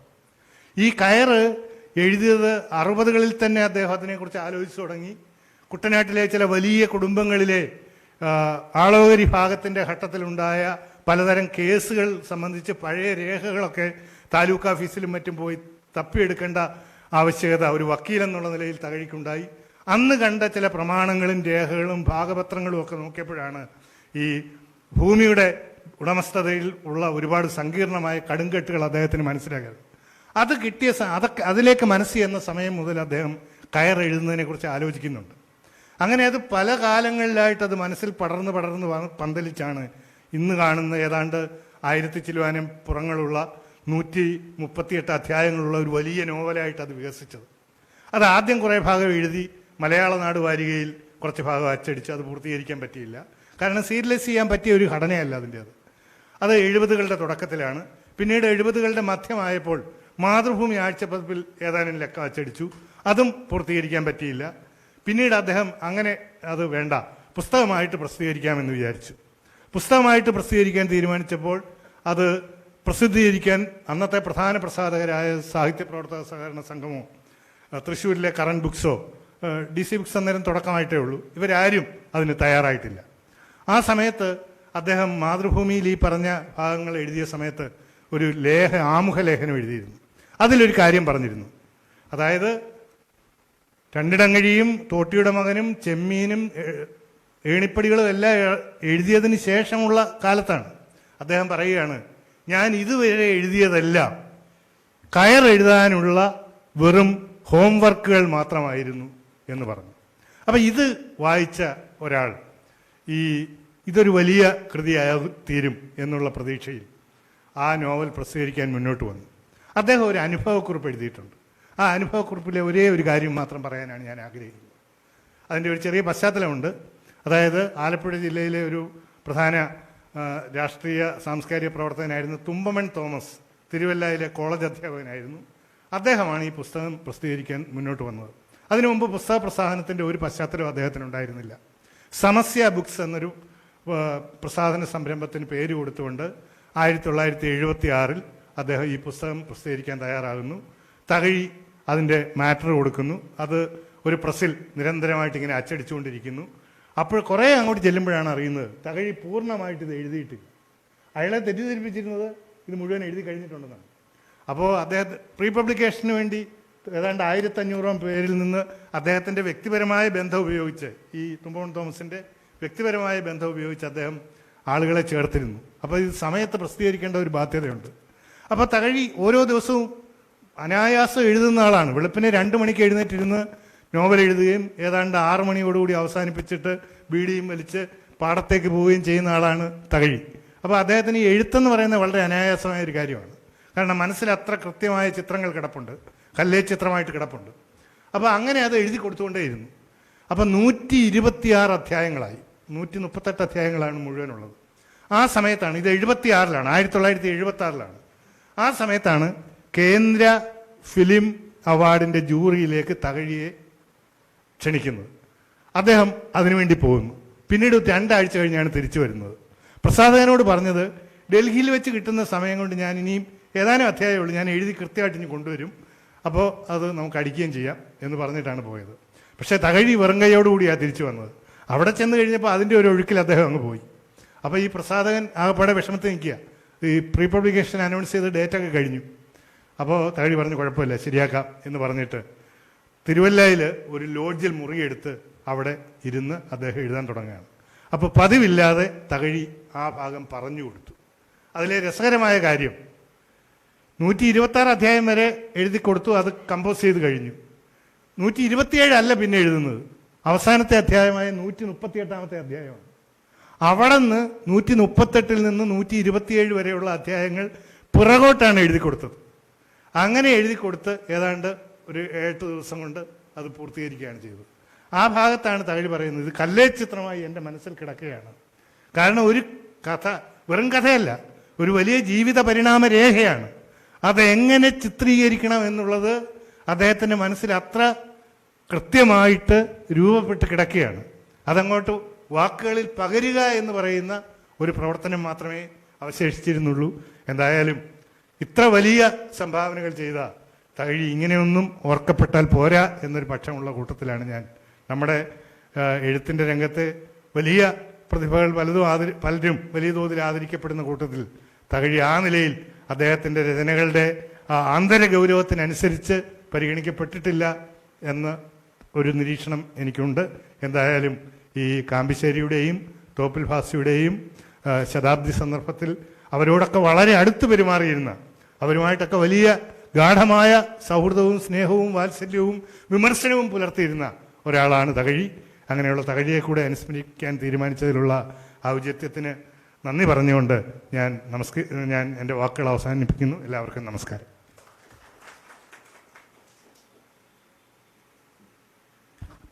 തകഴിയെക്കുറിച്ചുള്ള ഓർമ്മകളും താങ്കളുടെ ശക്തമായ അഭിപ്രായങ്ങളും ഇന്നിവിടെ രേഖപ്പെടുത്തിയതിന് ഒരുപാട് നന്ദി സർ. അടുത്തതായി സാദരം ക്ഷണിക്കുന്നു മാധ്യമപ്രവർത്തകനും കഥാകൃത്തുമായ ശ്രീ സി അനൂപിനെ.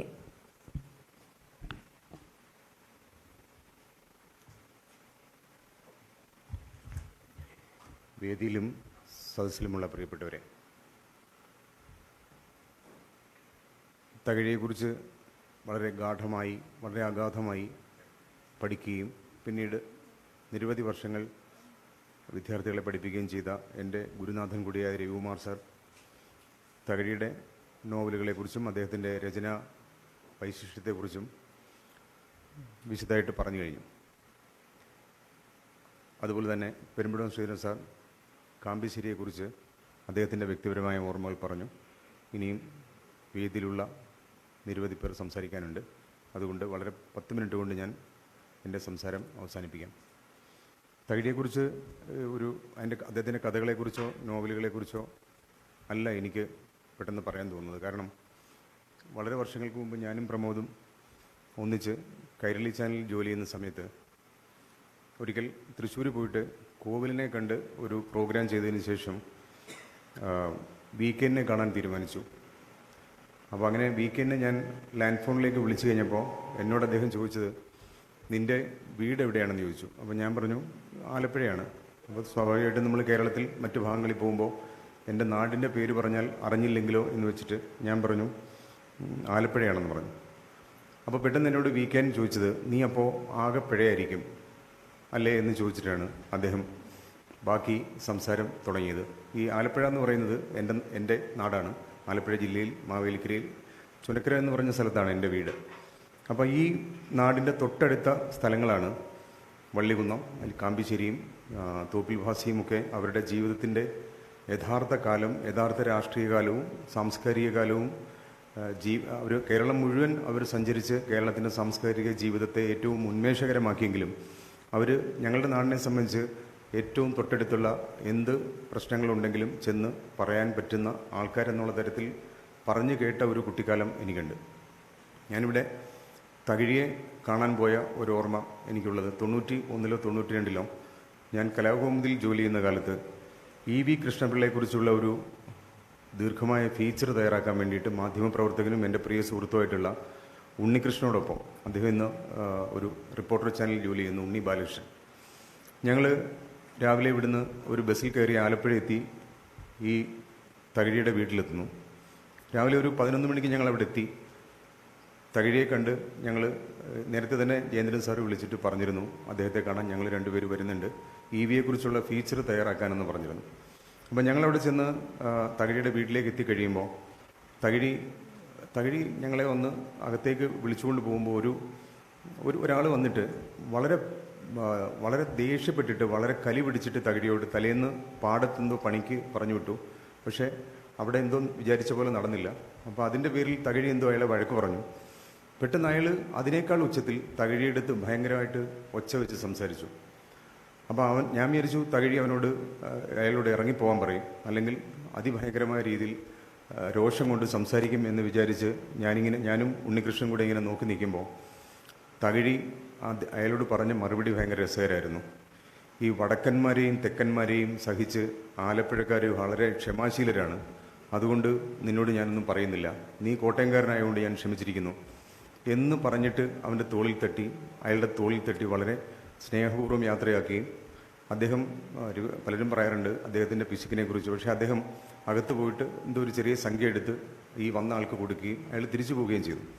അതിനുശേഷം ഞങ്ങൾ ഏതാണ്ട് ഒരു 3 മണിക്കൂറോളം ഞങ്ങൾ രണ്ടുപേരും ഞങ്ങൾ തയ്യാറാക്കിപ്പോയ ചോദ്യങ്ങൾ അദ്ദേഹത്തോട് ചോദിക്കുകയും അദ്ദേഹം ഓരോ ചോദ്യത്തിനും ഇത്രയും നിഷ്കളങ്കമായി മലയാളത്തിൽ നമ്മളുടെ ചോദ്യങ്ങളോട് എൻ്റെ ഒരു 30-35 വർഷത്തെ മാധ്യമ ജീവിതത്തിനിടയിൽ ഇത്ര സത്യസന്ധമായി മാത്രം ഓരോ വാക്കും സത്യസന്ധമായി മാത്രം എന്ന് പറഞ്ഞാൽ ആലോചിക്കാതെ, അങ്ങനെ ആലോചിച്ച് അതിൻ്റെ വളരെ സൗന്ദര്യശാസ്ത്രപരമായ പ്രത്യേകതകളൊക്കെ വിശദീകരിച്ച് പറയുന്ന ഒരു രീതിയേ ആയിരുന്നില്ല അദ്ദേഹത്തിൻ്റെത്. കുട്ടനാട്ടിലെ ഏതൊരു കർഷകൻ്റെയും ആലപ്പുഴയിലെ ഏതൊരു കർഷകനോടും സംസാരിക്കുന്ന അതേ ലാഘവത്തോടെ അദ്ദേഹം ഞങ്ങളോട് ഏതാണ്ട് 3-3.5 മണിക്കൂർ സംസാരിച്ചതിന് ശേഷം ഒരു 2 മണിയായപ്പോൾ ഞങ്ങൾ ഈ ജോലി തീർത്ത് പുറത്തേക്ക് ഇറങ്ങാൻ തുടങ്ങുമ്പോൾ തകഴി ഞങ്ങളോട് പറഞ്ഞു, നിങ്ങൾക്ക് ഊണ് തരണം എന്ന് ആഗ്രഹമുണ്ട്, പക്ഷേ ഇവിടെ ഒന്നും അങ്ങനെ തയ്യാറാക്കിയിട്ടില്ല എന്ന് പറഞ്ഞു. അപ്പം ഞങ്ങൾ ഓൾറെഡി പുറത്തിറങ്ങിയിട്ട് ഞങ്ങളുടേതായിട്ടുള്ള ആ പ്രായത്തിൻ്റെ കൗതുകം കൊണ്ട് ആലപ്പുഴയിലൊക്കെ ഒന്ന് കറങ്ങി ഭക്ഷണമൊക്കെ കഴിച്ച് വളരെ വിശദമായിട്ട് രാത്രിയിൽ തിരിച്ചു പോരാനുള്ള പദ്ധതിയായിട്ടാണ് നിൽക്കുന്നത്. ഇത്രയും തകഴി പറഞ്ഞു കഴിഞ്ഞപ്പോൾ പെട്ടെന്ന് അകത്തു നിന്നൊരു ശബ്ദം കേൾക്കാം, നിങ്ങൾ വെറുതെ നുണ പറയണ്ട, ഇലയിട്ടിട്ടുണ്ട് വന്ന് ഊണ് കഴിച്ചിട്ട് പോകാൻ ആ കുട്ടികളോട് പറയാൻ പറഞ്ഞു. അപ്പോൾ തകഴി ഞങ്ങളെ നോക്കി ചിരിച്ചു. എന്നാ വാന്ന് പറഞ്ഞിട്ട് ഞങ്ങളെ വിളിച്ച് അകത്തേക്ക് കൊണ്ടുപോയപ്പോൾ ആ വീടിൻ്റെ ചെരുപ്പിൽ ഒരു ഡെസ്കിൽ 3 ഇലയിട്ടിട്ട് അന്ന് കേരളത്തിൽ കിട്ടാവുന്ന എല്ലാ തരത്തിലുള്ള ഒരു സദ്യ പോലെയുള്ള ഊണും മീൻ വറുത്തതും മീൻ കറിയൊക്കെ ചേർത്ത് വളരെ ഗംഭീരമായ ഊണ് കഴിച്ചിട്ട് ഞങ്ങൾ അവിടെ നിന്ന് തിരിച്ചു പോന്നു. അതിനുശേഷം ഞങ്ങളെയും കൊണ്ട് അദ്ദേഹം വീട്ടിൽ നിന്ന് പുറത്തേക്ക് ഇറങ്ങി തകഴി കവലയിലേക്ക് പോയി. അവിടെ ജംഗ്ഷനിൽ ചെന്നപ്പോൾ അവിടുത്തെ ജംഗ്ഷനിൽ ഒരു കടയിൽ എനിക്ക് ഏത് കടയാണെന്ന് ഓർമ്മയില്ല, ഏതൊരു കടയിൽ നിന്ന് അദ്ദേഹത്തിന് ഒരു കസേര എടുത്ത് റോഡിലേക്ക് ഇട്ട് കൊടുത്തു. അപ്പോൾ അദ്ദേഹം മുറുക്കാനൊക്കെ എടുത്ത് മുറുക്കി അദ്ദേഹം സംസാരിക്കുമ്പോൾ ഞങ്ങൾ രണ്ടുപേരും അദ്ദേഹത്തിൻ്റെ മുന്നിൽ ഇങ്ങനെ നിൽക്കുകയാണ്. പല നാട്ടുകാരും വന്ന് കൂടുന്നുണ്ട്. അദ്ദേഹം അവരോടൊക്കെ സംസാരിക്കുന്നത് കേട്ട് നിന്നപ്പോൾ സത്യം പറഞ്ഞാൽ അതിനു മുമ്പ് നമ്മൾ ആലപ്പുഴയിൽ ആ ജില്ലയിൽ ജനിച്ചു.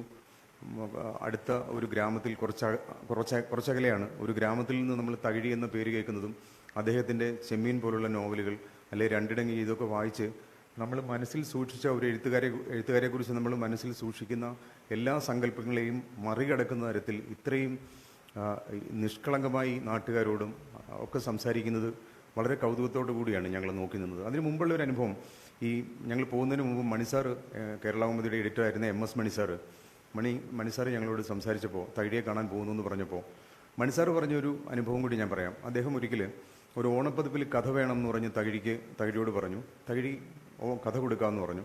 ഇവിടുന്ന് തിരുവനന്തപുരത്തു നിന്ന് മണിസാറും Jayendran Nair sir, NRS Babu sir, ഇവർ 3 പേരും കൂടി ആലപ്പുഴ എത്തി ഈ തകഴിയെ കാണാൻ ചെല്ലുമ്പോൾ തകഴി കഥ എഴുതിയിട്ടില്ല. ഇവരുടെ യാത്രകളൊക്കെ കഴിഞ്ഞ് എവിടെയോ പോയിട്ട് കോട്ടയത്തു നിന്ന് തിരുവനന്തപുരത്ത് ആലപ്പുഴ എത്തി തകഴിയുടെ വീട്ടിലെത്തുമ്പോൾ കഥയായിട്ടില്ല. ഇവർ കാറിലാണ് പോയത്. അവിടെ വെച്ച് ഈ തകഴി ഇവരെ 3 പേരെയും വിളിച്ചിട്ട് തൊട്ടടുത്തുള്ള ഒരു ഷാപ്പിലേക്ക് പോയിട്ട് അവിടെ ചെന്നപ്പോൾ തകഴി ഇരിക്കുന്ന ഒരു സ്ഥലമുണ്ട്. അവിടെ പോയിരുന്നിട്ട് ഇവർ കഥയെക്കുറിച്ച് ചോദിച്ചപ്പോൾ തകഴിയൊന്നും മിണ്ടുന്നില്ല. കുറച്ച് കഴിഞ്ഞപ്പോൾ ഈ ജയേന്ദ്രൻ സാർ ചോദിച്ചു, ഓണപ്പതിപ്പിൻ്റെ പണി തുടങ്ങി, ഒരാഴ്ചക്കുള്ളിൽ ഇത് അച്ചടിക്കണം, കഥയുടെ കാര്യം എന്താണെന്ന് ചോദിച്ചു. അപ്പോൾ തകഴി പറഞ്ഞു, കടലാസുണ്ടോ കയ്യിൽ നിന്ന് ചോദിച്ചു. അപ്പം അദ്ദേഹം മണിസാർ പെട്ടെന്ന് ഡ്രൈവറെ വിളിച്ചിട്ട് ഈ വണ്ടിയിൽ നിന്ന് പേപ്പർ എടുപ്പിച്ചു. ജയേന്ദ്രൻ നായർ സാറ് ഈ പേപ്പർ എടുത്ത് മുന്നിൽ വെച്ചപ്പോൾ തകഴി പറഞ്ഞു, എഴുതിക്കൊള്ളാൻ പറഞ്ഞു. അങ്ങനെ എഴുതിയ കഥയാണ് തകഴിയുടെ മണിത്താലി എന്നുള്ള പേരിലുള്ള കഥയാണെന്ന് എനിക്ക് തോന്നുന്നത്. അങ്ങനെ ഒരു കഥയുടെ പേര് എനിക്ക് വ്യക്തമല്ല. എന്നാൽ പോലും ആ ഓണപ്പതിപ്പിൽ വന്ന കലാകൗമുദിയിൽ വന്ന കഥ ശരിക്കും ഒരു സ്ഥലത്തിരുന്ന് തകഴി പറഞ്ഞു കൊടുക്കുകയാണ്. തകഴി അവിടെ പോയിരുന്ന് കള്ളു കുടിക്കാനൊന്നുമല്ല, കള്ളു കുടിക്കുന്നുണ്ടാവും, പക്ഷേ അദ്ദേഹം ആ സമയത്ത് കള്ളൊന്നും കുടിച്ചിട്ടില്ല. അവിടെ പോയിരുന്നിട്ട് സ്വസ്ഥമായിട്ടിരുന്നിട്ട് അദ്ദേഹം ഈ കഥ പറഞ്ഞു കൊടുത്തതായിട്ട് മണിസാർ പറഞ്ഞിട്ടുണ്ട്.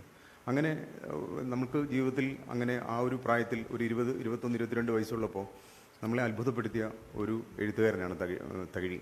അതിനുശേഷം അദ്ദേഹത്തെ പല സന്ദർഭങ്ങളിൽ അദ്ദേഹത്തിൻ്റെ ആരോഗ്യമൊക്കെ മോശമായ സമയത്തുമൊക്കെ ആലപ്പുഴ വഴി പോയാൽ അദ്ദേഹത്തെ കാണുകയും ഒരു വ്രതം പോലെ ഒരു 10 മിനിറ്റ് അദ്ദേഹത്തിൻ്റെ അടുത്തിരിക്കുക, അല്ലെങ്കിൽ നമ്മൾ സമയമുണ്ടെങ്കിൽ ഏറെ സമയം ഇരുന്ന് അദ്ദേഹം പറയുന്നത് കേൾക്കുക.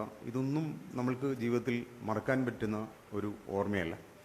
അതേപോലെ തന്നെ ഈ തോപ്പിൽ ഭാഷയെക്കുറിച്ച് ഓർക്കുന്ന സമയത്ത് അദ്ദേഹം അശ്വമേധം എന്ന് പറഞ്ഞ നാടകം, ഞങ്ങളുടെ നാടിനടുത്ത് നൂറനാടെന്ന് പറഞ്ഞൊരു ഗ്രാമമുണ്ട്. ആ ഗ്രാമത്തിൽ ലെപ്രസി സാനിറ്റോറിയത്തിൽ അശ്വമേധം അവതരിപ്പിക്കുന്നു എന്ന് പറഞ്ഞിട്ട് ഞങ്ങളുടെ നാട്ടിലുള്ള കുട്ടികളെ, ബാലസംഘത്തിൻ്റെ കുട്ടികളെല്ലാം കൂടി സംഘടിപ്പിച്ചിട്ട് അവിടുത്തെ ഞങ്ങളുടെ മുതിർന്ന ആൾക്കാർ അവിടുന്ന് നാട്ടിൽ നിന്നൊരു 4-5 കിലോമീറ്റർ നടക്കണം. ഞങ്ങളപ്പോൾ ഒരു 3 മണിക്ക് ഇറങ്ങി, കുട്ടികൾ ഒരു 10-30 പേരുണ്ട്. ഞങ്ങൾ നടന്ന് ഈ ലെപ്രസി സാനിറ്റോറിയത്തിൽ എത്തുന്നു. അന്നത്തെ കാലത്തൊക്കെ ലെപ്രസി സാനിറ്റോറിയത്തിൻ്റെ പരിസരത്ത് നിന്ന് വെള്ളം കുടിക്കാൻ പോലും ആൾക്കാർ തയ്യാറാവില്ല. കാരണം ഈ ലെപ്രസി സാനിറ്റോറിയത്തിലുള്ള രോഗികളിൽ നിന്ന് രോഗം പടരും എന്നുള്ള ഭയത്തിൽ വളരെ ആ രീതിയിൽ ആൾക്കാർ പേടിക്കുന്ന ഒരു കാലമാണ്. അപ്പം ഞങ്ങൾ ചെല്ലുമ്പോൾ ഈ ലെപ്രസി സാനിറ്റോറിയത്തിൻ്റെ അവിടെ സ്റ്റേജ് കെട്ടിയിട്ടുണ്ട്, അവിടെ മൈക്കൊക്കെ വെച്ചിട്ടുണ്ട്. ഞങ്ങൾ കുട്ടികൾ ചെല്ലുമ്പോൾ കാണുന്നത് തോപ്പിൽ ഭാസി അതിൻ്റെ തൊട്ട് ഫ്രണ്ടിലുള്ള ഒരു ചായക്കടയിൽ നിന്നിട്ട് ഒരു പലഹാരം വാങ്ങി കഴിച്ച് ചായയും കുടിച്ച് പിന്നീട് അവിടെ നിന്ന് സംസാരിക്കുകയൊക്കെ ചെയ്യുന്ന അദ്ദേഹത്തിനെ നമ്മൾ കണ്ടിട്ട് ഞങ്ങൾ അടുത്ത് ചെന്നു. ഞങ്ങളുടെ നാട്ടിലുള്ള മിക്കവാറും മുതിർന്ന ആൾക്കാർക്കെല്ലാം തന്നെ തോപ്പിൽ ഭാസിയെ വളരെ വ്യക്തിപരമായിട്ട് അറിയാം. അപ്പോൾ അദ്ദേഹത്തിൻ്റെ അടുത്ത് പോയി സംസാരിച്ചു. ഞങ്ങളെ കുട്ടികളെയൊക്കെ ഇങ്ങനെ പരിചയപ്പെടുത്തി. എന്ന് പറഞ്ഞാൽ പേര് പറഞ്ഞ് പരിചയപ്പെടുത്തുകയല്ല, ഞങ്ങളിങ്ങനെ ബാലസംഘത്തിൻ്റെ കുട്ടികളാണെന്ന് പറഞ്ഞിട്ട്. അപ്പോൾ അദ്ദേഹം ഞങ്ങളോട് സംസാരിച്ചതൊക്കെ എനിക്കിപ്പോഴും ഓർക്കുമ്പോൾ നമ്മൾ ഇന്നത്തെ പോലെ നമുക്ക് ഫോട്ടോ എടുക്കാൻ ഉള്ള സൗകര്യങ്ങളോ ഒന്നും ഇല്ലെങ്കിൽ പോലും അദ്ദേഹം ഏതാണ്ട് അരമണിക്കൂറോളം നമ്മളോട് സംസാരിച്ചിട്ട് ഇത്രയും വലിയ നാടകം എഴുതി അവതരിപ്പിക്കുന്ന ഒരു സ്ഥലത്ത് തോപ്പിൽവാസി ആൾക്കൂട്ടത്തിലൂടെ അങ്ങനെ ഒരാളാണ് ഇതൊന്നും ചെയ്തതെന്ന് ഒരു തരത്തിലുള്ള ഭാവവുമില്ലാതെ അദ്ദേഹം വളരെ സ്നേഹപൂർവ്വം ആൾക്കാരോട് ചിരിച്ചും തോളിൽ തട്ടിയും സംസാരിച്ച് അവിടെ വരികയും നാടകം തുടങ്ങി അത് അവസാനിക്കുന്നത് വരെ അദ്ദേഹം ആ ഒരു സ്ഥലത്ത് ഏറ്റവും മുന്നിൽ ഒരു സൈഡിൽ ഒരു കസേരയിലിരുന്ന് അദ്ദേഹം ആ നാടകം കണ്ടു പോകുമ്പോഴൊക്കെ നമ്മൾ ആ കുട്ടികളൊക്കെ അവിടെ നിന്ന് അദ്ദേഹത്തെ നോക്കുന്നുണ്ട്. അദ്ദേഹം ഈ നാടകത്തിൻ്റെ ഇടയ്ക്ക് ചിലരോട് സംസാരിക്കുന്നുമുണ്ട്. അങ്ങനെ അതിനുശേഷം അദ്ദേഹത്തിൻ്റെ വീട്ടിൽ അദ്ദേഹത്തിൻ്റെ കാല് മുറിച്ച് ഈ ജീവിതത്തിൻ്റെ അവസാന കാലത്ത് നമ്മൾ കാണാൻ ചെല്ലുമ്പോഴൊക്കെ അദ്ദേഹം നമ്മളോട് സംസാരിക്കുന്നു. അപ്പോഴേക്കും നമ്മൾ ഇത്തരം ഈ KPSCയുടെ നാടകങ്ങൾ പലതും കാണുകയും തോപ്പിൽവാസിയുടെ സിനിമകൾ കാണുകയൊക്കെ ചെയ്ത് തോപ്പിൽവാസി എന്താണെന്ന് മനസ്സിലാക്കിയതിന് ശേഷം ചെല്ലുമ്പോഴും അദ്ദേഹം നമ്മളോട് സംസാരിക്കുന്നത് ഏറ്റവും നാട്ടിൻപുറത്തിൻ്റെ നന്മ എന്നൊക്കെ നമ്മൾ പറയും, അത് ഏറ്റവും നന്നായിട്ട് നമുക്ക് അനുഭവിക്കാൻ കഴിഞ്ഞ ഒരു സാന്നിധ്യമാണത്. മൂന്നാമത് എനിക്ക് പറയാനുള്ളത് കാമ്പശ്ശേരിയെക്കുറിച്ചാണ്. കാരണം ഞാൻ അദ്ദേഹത്തെ കണ്ടിട്ടില്ല. പക്ഷേ ഞാൻ 2007 ജനയുഗം രണ്ടാമത് തുടങ്ങുമ്പോൾ എൻ്റെ അടുത്ത് ജനയുഗത്തിലേക്ക് ജോയിൻ ചെയ്യണം എന്ന് പറഞ്ഞിട്ട് ഞാൻ ജനയുഗത്തിൻ്റെ വാരാന്ത്യം അതുപോലെ ഓണപ്പതിപ്പ് അത്തരം ജോലികളുമായിട്ട് 6 വർഷത്തോളം അവിടെ ജോലി ചെയ്യുമ്പോൾ അതിൻ്റെ തുടക്കകാലത്ത് അതിൻ്റെ അന്നത്തെ എഡിറ്ററായിരുന്ന MB അച്യുതനും വെളിയം ഭാർഗവൻ സഖാവും കൂടി ജനയുഗത്തിൻ്റെ അവിടെ നിൽക്കുമ്പോൾ നമുക്കൊരു ബോർഡ് വയ്ക്കണം, ഇവിടെ എന്ത് ബോർഡ് വയ്ക്കാം എന്ന് ഞങ്ങളോട് ചോദിച്ചു. പെട്ടെന്ന് ഞാൻ ഈ അച്ചുവേട്ടൻ്റെ അടുത്ത് പറഞ്ഞു, ആ ജനയുഗ കാലം വീണ്ടും അത് നന്നായിരിക്കില്ലെന്ന് ചോദിച്ചു. അപ്പോൾ അച്ചുവേട്ടൻ പറഞ്ഞു അത് മതി, അത് നമുക്ക് എഴുതാമെന്ന് പറഞ്ഞിട്ട് അത് ബോർഡൊക്കെ എഴുതി ജനയുഗത്തിൻ്റെ ഫ്രണ്ടിൽ വെച്ചിട്ട് രണ്ടാമത് ജനയുഗം തുടങ്ങി. ഞങ്ങൾ ഏതാണ്ട് 1.5 മാസം മുമ്പ് അതിൻ്റെ പണികൾ തുടങ്ങി. ജനയുഗം രണ്ടാമത് വന്നു. ആ പത്രം രണ്ടാമത് തുടങ്ങിയതിന് ശേഷം ഞാൻ പലരോടും പറഞ്ഞിട്ടുള്ളൊരു കാര്യമാണ്, എൻ്റെ പ്രിയ സുഹൃത്ത് മുരളിയും ഞാനും സംസാരിക്കുമ്പോൾ എപ്പോഴും മുരളിയും ജനയുഗത്തിൻ്റെ ഈ പല ഘട്ടങ്ങളെക്കുറിച്ച് എപ്പോഴും മുരളിക്കും ചില ഓർമ്മകളൊക്കെ ഉണ്ട്. അപ്പോൾ മുരളി ഞാനും കൂടെ സംസാരിക്കുമ്പോൾ പറയുന്നൊരു കാര്യം, ജനയുഗത്തിൽ ഞാൻ ജോലി ചെയ്ത 5 വർഷം, അതിനു മുമ്പ് കലാകൗമുദിയിലും കൈരളിയിലും പിന്നീട് ഏഷ്യാനെറ്റിലും ഒക്കെ ജോലി ചെയ്ത് പ്രധാനപ്പെട്ട പല മാധ്യമ സ്ഥാപനങ്ങളിലും ജോലി ചെയ്തിട്ടുണ്ടെങ്കിലും എനിക്ക് സത്യം പറഞ്ഞാൽ കേരളത്തിൽ അല്ലെങ്കിൽ കേരളത്തിന് പുറത്ത് സഞ്ചരിക്കുമ്പോൾ ഏറ്റവും കൂടുതൽ നമുക്ക് ഒരു സ്നേഹത്തിൻ്റെ ഒരു തൊടൽ അനുഭവപ്പെട്ടിട്ടുള്ളത് ജനയുഗത്തിൽ ജോലി ചെയ്യുന്ന കാലത്താണ്. അതിൻ്റെ മുഖ്യ കാരണം കാമ്പശ്ശേരിയാണ്. കാരണം ഞാൻ ഈ KP അപ്പൻ സാറിനെ കാണാൻ പോയപ്പോൾ അദ്ദേഹം ജനയുഗത്തിൽ ജോലി ചെയ്യുന്ന സമയത്ത് അദ്ദേഹം ഈ പറയുന്ന അതിനു മുമ്പ് തന്നെ കാമ്പശ്ശേരിയെക്കുറിച്ച് പലപ്പോഴും കണ്ട സമയങ്ങളിലൊക്കെ കാമ്പശ്ശേരിയെക്കുറിച്ച് പറയുന്ന പല സംഭവങ്ങളും എൻ്റെ മനസ്സിലുണ്ട്. അതുപോലെ കാമ്പശ്ശേരിയെക്കുറിച്ച് മുതിർന്ന ആൾക്കാർ, ഒരുപക്ഷെ പുതിയ തലമുറയിൽപ്പെട്ടവർക്ക് അത്തരം നേരിട്ട അനുഭവങ്ങൾ പറഞ്ഞു കേൾക്കാൻ പോലും സാധ്യതയില്ല. പക്ഷേ വൈക്കം ചന്ദ്രശേഖരൻ നായരും കാക്കനാടനും അങ്ങനെ മലയാളത്തിലെ പ്രശസ്തരായ പല എഴുത്തുകാരുമായും വ്യക്തിപരമായി മാധ്യമപ്രവർത്തകൻ എന്നുള്ള തരത്തിൽ ഞാൻ കണ്ടുമുട്ടിയിട്ടുള്ളപ്പോൾ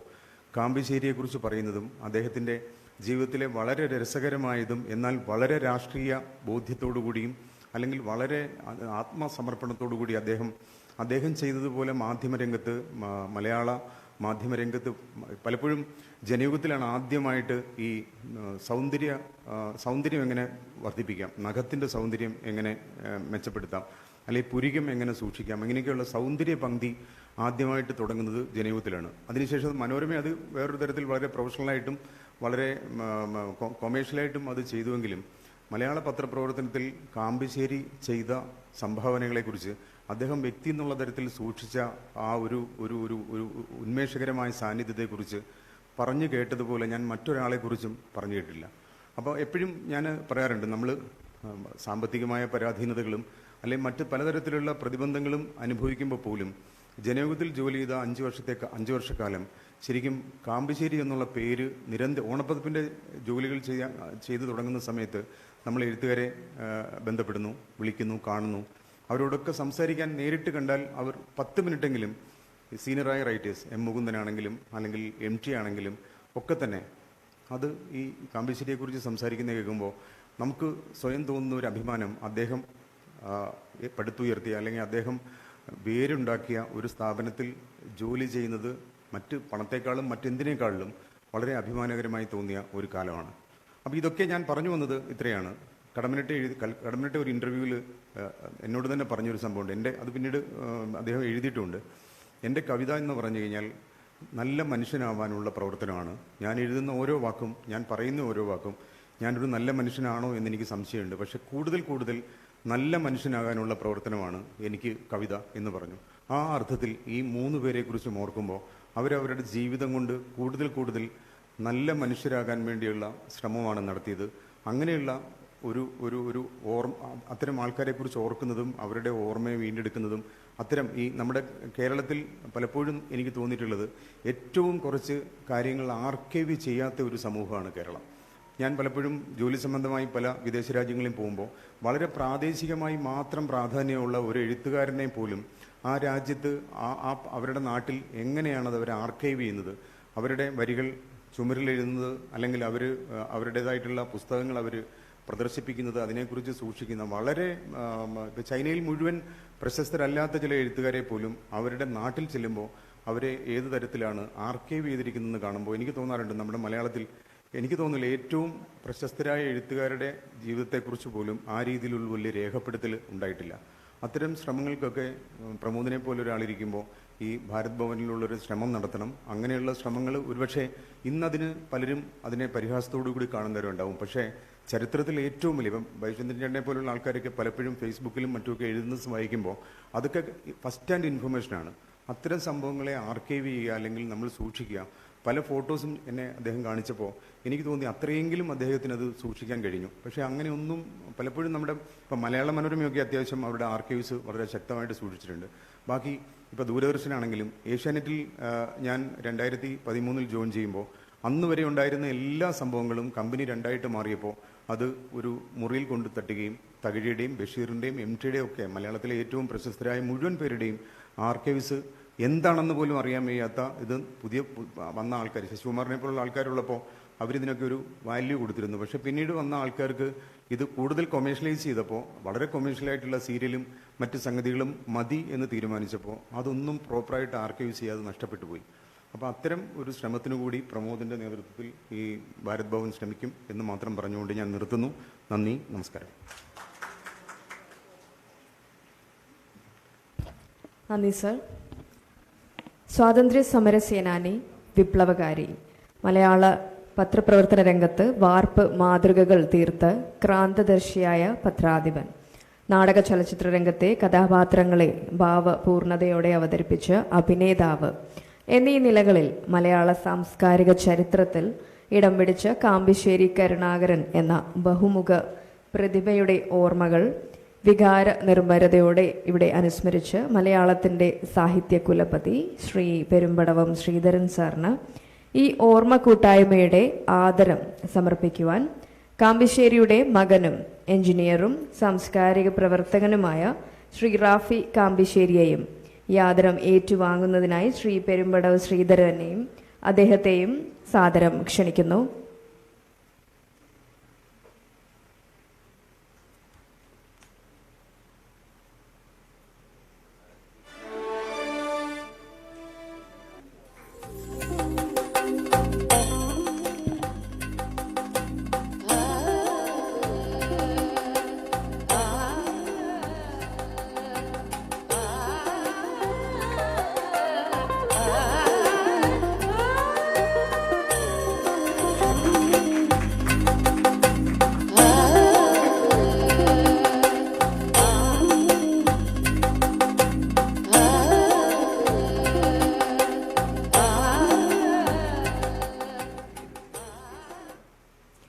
ഇനി ഈ ഓർമ്മ കൂട്ടായ്മയിൽ സംസാരിക്കുന്നതിനായി ആദരവോടെ ക്ഷണിക്കുന്നു എഴുത്തുകാരിയായ ശ്രീമതി VS ബിന്ദു.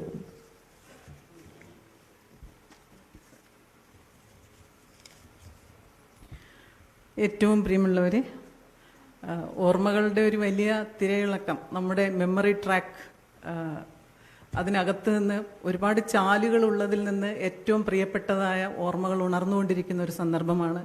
എനിക്ക് ഏറെ പ്രിയങ്കരനായ പ്രിയപ്പെട്ട പെരുമ്പടവം സാർ അത് നന്നായി നിർവഹിച്ചു. ഒപ്പം രവികുമാർ സാറും കഥാകാരൻ ശ്രീ സി അനൂപും ഒക്കെ ചെയ്യുന്നു, തുടർന്നുണ്ടാവും. എനിക്കാദ്യം എൻ്റെ ഒരു ചെറിയ ഓർമ്മ, ഒരു അനുഭവം പറഞ്ഞിട്ട് ഞാനതിലേക്ക് കുറച്ച് കാര്യങ്ങൾ മാത്രം പറയാമെന്ന് വിചാരിക്കുന്നു. അത് പെരുമ്പടവം ശ്രീധരൻ സാറുമായിട്ടുള്ളൊരു യാത്രയുടെ അനുഭവമാണ്. മൂലൂര് സാഹിത്യ സമ്മേളനം നടക്കുമ്പോൾ സാറും ഞാനും ആയിരുന്നു അതിനകത്ത് അന്ന് സാറ് പിന്നെ അതാണ് ഏറ്റവും പ്രിയപ്പെട്ട അതിഥി. ഞാൻ അതിനകത്തൊരു ചെറിയ സംസാരിക്കാനുള്ളൊരു അവസരം ഉണ്ടായ ആൾ. എനിക്കന്ന് രാത്രി തിരുവനന്തപുരത്തേക്ക് വരണം. അപ്പോൾ സാറിനോട് അത് ചോദിക്കാൻ ആർക്കും ധൈര്യമില്ല. വണ്ടിയിൽ കൂടി ഞാനും കൂടി ഒന്ന് വന്നോട്ടെ എന്ന് ചോദിക്കാൻ സാറിനോടിങ്ങനെ ചോദിക്കാൻ കഴിയാതെ എല്ലാവരും നിൽക്കുകയാണ്. പക്ഷേ കുറച്ച് കഴിഞ്ഞപ്പോൾ സാറ് പറഞ്ഞു, തിരുവനന്തപുരത്തേക്ക് വരുന്നുണ്ടോ? ഞാൻ പറഞ്ഞു എനിക്ക് വളരെ അത്യാവശ്യമായിരുന്നു അന്ന് 10 മണിക്ക് മുമ്പ് തിരുവനന്തപുരത്ത് എത്തുക എന്നുള്ളത് രാത്രി. ഞാൻ പറഞ്ഞു വരുന്നു. കുറേ ദൂരം ഇങ്ങോട്ട് സഞ്ചരിച്ചപ്പോൾ സാറ് പറഞ്ഞു, എന്തുകൊണ്ടാണ് ഈ വണ്ടിയിൽ കയറ്റിയത് എന്നറിയാമോ? ആ ചോദ്യം എന്നെ വല്ലാതെ ഞെട്ടിച്ചു. ഞാൻ പറഞ്ഞു അറിയില്ല. എന്നാ പറയാം. കുട്ടി സംസാരിച്ചപ്പോൾ അതിനകത്ത് 2 വാക്കുകൾ, ഒന്ന് സർവതല സ്പർശി, പിന്നൊന്ന് പ്രതലം. ഇത് രണ്ടും എനിക്ക് ഏറെ പ്രിയപ്പെട്ട വാക്കുകളാണ്. ഈ 2 വാക്കുകൾ ഉള്ളത് കൊണ്ടാണ് ഈ യാത്രാ സൗകര്യം കിട്ടിയത്. എപ്പോൾ സാറിനെ കാണുമ്പോഴും സാറിൻ്റെ വീട്ടിൽ ചെന്ന് ഞാൻ ഇൻ്റർവ്യൂ എടുക്കുകയുണ്ടായി. അപ്പോഴൊക്കെ ഈ ഒരു കാര്യം ഇങ്ങനെ നേരത്തെ പറഞ്ഞതുപോലെ ഇത് ഇങ്ങനെ ഒരു വലിയ നമ്മുടെ സമ്പത്തായി നമ്മൾ സൂക്ഷിക്കുന്നു. ഇതുപോലെ ആവുമല്ലോ ഓരോ കാലഘട്ടത്തിലും ഓരോ മനുഷ്യരും മറ്റു മനുഷ്യരിൽ ഉണ്ടാക്കിയേക്കാവുന്ന അനുഭൂതിയുടെ, ആനന്ദത്തിൻ്റെ, അറിവിൻ്റെയൊക്കെ ഓളങ്ങൾ. അത് നഷ്ടപ്പെട്ടു പോയാൽ സംഭവിക്കാവുന്നതൊരു വലിയ ദുരന്തമാണ്. എനിക്ക് തകഴിയുമായോ അല്ലെങ്കിൽ കാമ്പിശ്ശേരി സാറുമായോ, തകഴി സാറിനെ കണ്ടിട്ടുള്ളൊരു ഓർമ്മ 91 വിചാരിക്കുന്നു. തകഴിയിൽ വെച്ച് നടന്ന ഒരു കഥാ ക്യാമ്പിൽ അദ്ദേഹം അതിഥിയായി എത്തി. അന്ന് കടമ്മനിട്ട പറയുന്ന പോലെ പെരുവാ നിറയെ ചിരിയുമായി, നമുക്ക് പറയാം, ചിരിയുമായി വളരെ വർത്തമാനം പറയുന്നതിലധികം ചിരിയാണ് അദ്ദേഹം അവിടെ നമുക്ക് നൽകിയത്. അത് മാത്രം മതിയായിരുന്നു നമ്മുടെ കഥകളെക്കുറിച്ചുള്ള അന്വേഷണത്തെക്കുറിച്ചും സങ്കല്പത്തെക്കുറിച്ചും ഒക്കെ പുതുക്കാൻ. അങ്ങനെ ആ ചിരിയിൽ കൂടി വാക്കുകൾ ജ്വലിപ്പിച്ചുകൊണ്ട് ആ ഒരു ഓർമ്മയാണ് വാസ്തവത്തിൽ എനിക്ക് അദ്ദേഹത്തെക്കുറിച്ചുള്ളത്, ഒരു കഥാ ക്യാമ്പിലെ ഓർമ്മ. മറ്റൊന്ന് ഇപ്പോൾ നിൽക്കുന്നത് അവരെന്ന് പറയുന്നത് ഈ മഹാമനീഷികളില്ലാത്ത ഈ വർഷങ്ങളിൽ നമ്മൾ എന്ത് ചെയ്യുകയായിരുന്നു എന്നുള്ളത്. കേരളം രൂപപ്പെട്ടതൊക്കെ നമുക്ക് ചരിത്രപരമായി അറിയാവുന്നതാണ്. കേരളം ഒരു പ്രക്രിയയാണ്, അത് രൂപാന്തരപ്പെട്ടുകൊണ്ടേയിരിക്കുന്നു. നവോത്ഥാനം അവസാനിച്ചിട്ടില്ല, അത് മറ്റൊരു രൂപത്തിൽ വരുന്നു. കേരളത്തിൻ്റെ രാഷ്ട്രീയ പ്രക്രിയകൾ, കേരളത്തെ കേരളമാക്കിയ ചില സന്ദർഭങ്ങൾ, അതിൻ്റെയൊക്കെ പുനരാവിഷ്കാരങ്ങൾ ഉണ്ടാകുന്നു. ഇതുകൊണ്ട് ഈ പ്രക്രിയയിൽ ഈ 25 വർഷം, അദ്ദേഹം ഇല്ലാത്ത 25 വർഷം നമ്മളെ എങ്ങനെ രൂപപ്പെടുത്തിയെന്ന് ചിന്തിച്ചാൽ ആരായിരുന്നു തകഴി എന്നുള്ളത് തീർച്ചയായിട്ടും നമുക്ക് മനസ്സിലാക്കാം. കൊളോണിയൽ ആധുനികത എന്ന് പറയുന്നത് വെറും ഒരു വീൺവാക്കൊന്നുമല്ല. കൊളോണിയൽ ആധുനികതയാണ് പിന്നീട് ഒരു ദേശത്തെയും രാഷ്ട്രത്തെയും സൃഷ്ടിച്ചത്. ഏത് ദേശമോ ഏത് കാലമോ ഏത് രാഷ്ട്രമോ ആകട്ടെ, അത് അന്ന് നിലനിന്നിരുന്ന ബ്രിട്ടീഷുകാരോട് നമുക്ക് അതിയായ വെറുപ്പുണ്ടായിരുന്നെങ്കിൽ പോലും ഔദ്യോഗികമായ ചില സംവിധാനങ്ങൾ നമ്മളും സ്വീകരിക്കേണ്ടിയിരുന്നു. പുരോഗമനത്തിന്റെ പാതയിൽ അങ്ങനെ നമ്മൾ സ്വീകരിച്ചത് കൊണ്ടാണ് ഒരു ആധുനികതയിലേക്ക് നമുക്ക് ചിലപ്പോൾ ചില കാര്യങ്ങളിലെങ്കിലും മുന്നോട്ട് വരാൻ പറ്റുന്നതെന്നുള്ള ചരിത്രകാരെല്ലാവരും സമ്മതിച്ചിട്ടുള്ള കാര്യമാണ്. ഈ ആധുനികതയിൽ സംഭവിച്ച ഒന്ന് ഓർമ്മ എന്ന് പറയുന്നത് അന്നത്തെ കുടുംബങ്ങൾ, അതിലെ ഒരു കണ്ണിയാണ് ഞാൻ. ആ കുടുംബത്തെ ബേസ് ചെയ്ത് പറയുകയാണെങ്കിൽ വളരെ പുരോഗമനപരമായ ആശയങ്ങൾ, അതായത് കമ്മ്യൂണിസ്റ്റ് ആശയങ്ങൾ ചിന്തിക്കുകയും പറയുകയും ചെയ്യും. പക്ഷേ വളരെ പിന്തിരിപ്പനായ ഒരു ജീവിതാനുഭവമാണ് ഉണ്ടായിരുന്നത്. എൻ്റെ അമ്മ ഒരു വിദ്യാർത്ഥിയായിരുന്ന കാലത്ത് പിന്നെ ചെമ്മീൻ വായിച്ചൊരു അനുഭവം പറയുന്നുണ്ട്. അന്നറിയാം നമുക്ക് പത്തായത്തിൻ്റെ പുറത്ത് ചെറിയ ചിമ്മിനി വിളക്ക് വെച്ചിട്ട് അവിടെയാണ് ഈ കൈകുത്തി കിടന്ന് ചെമ്മീൻ വായിക്കുന്നത്. കാരണം ഇതാരും കണ്ടുകൂടാ. ചെമ്മീൻ വായിക്കുന്നതിന് വീട്ടിൽ നിരോധനമുണ്ട്. ആലോചിക്കണം, കമ്മ്യൂണിസ്റ്റ് ആശയങ്ങൾ നിരന്തരം ആ വീട്ടിൽ നിന്നാണ് പുറത്തേക്ക് വന്നുകൊണ്ടിരിക്കുന്നത്. അവിടെ ചെമ്മീൻ വായിക്കുന്നതിന് പ്രശ്നമുണ്ടായിരുന്നു. പക്ഷെ അത് കണ്ടുകൊണ്ടുവന്ന ഒരു രക്ഷിതാവ് ഒരു വലിയ നമ്മൾ പറയില്ലേ വെട്ടുകത്തി എന്നൊക്കെ പറയും, ആ സാധനം എടുത്തിട്ട് അതിൻ്റെ മടമ്പ് കൊണ്ട് അമ്മ പറയും നഖം മുതൽ ഈ മുട്ടുവരെ ചതക്കിയായിരുന്നു.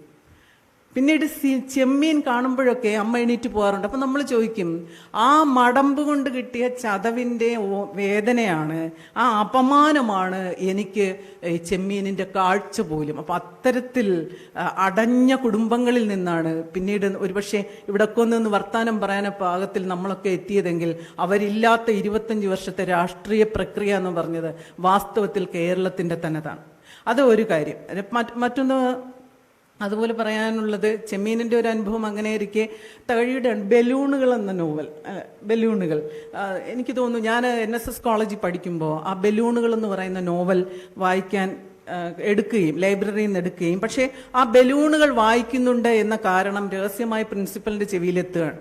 ആരോ ചോർത്തി കൊടുത്തു. അത് ലൈംഗികത നിറഞ്ഞ ഈ എഴുത്തുകാരൻ്റെ ഈ കുത്തഴിഞ്ഞ പുസ്തകം വായിക്കാൻ നിനക്ക് അധികാരമില്ല, അതുകൊണ്ട് ഹോസ്റ്റലിൽ നിന്ന് പുറത്തു പോയിക്കോണം എന്നുള്ളതാണ് എനിക്ക് കിട്ടിയ ഒരു അനുഭവം. അപ്പൊ ബലൂണുകൾ വായിക്കാൻ സാധ്യതയില്ല, ഒരു കുടുംബങ്ങളിലും അങ്ങനെ പിന്നെ പെൺകുട്ടികൾ അങ്ങനെ വായിക്കാൻ സാധ്യതയില്ല.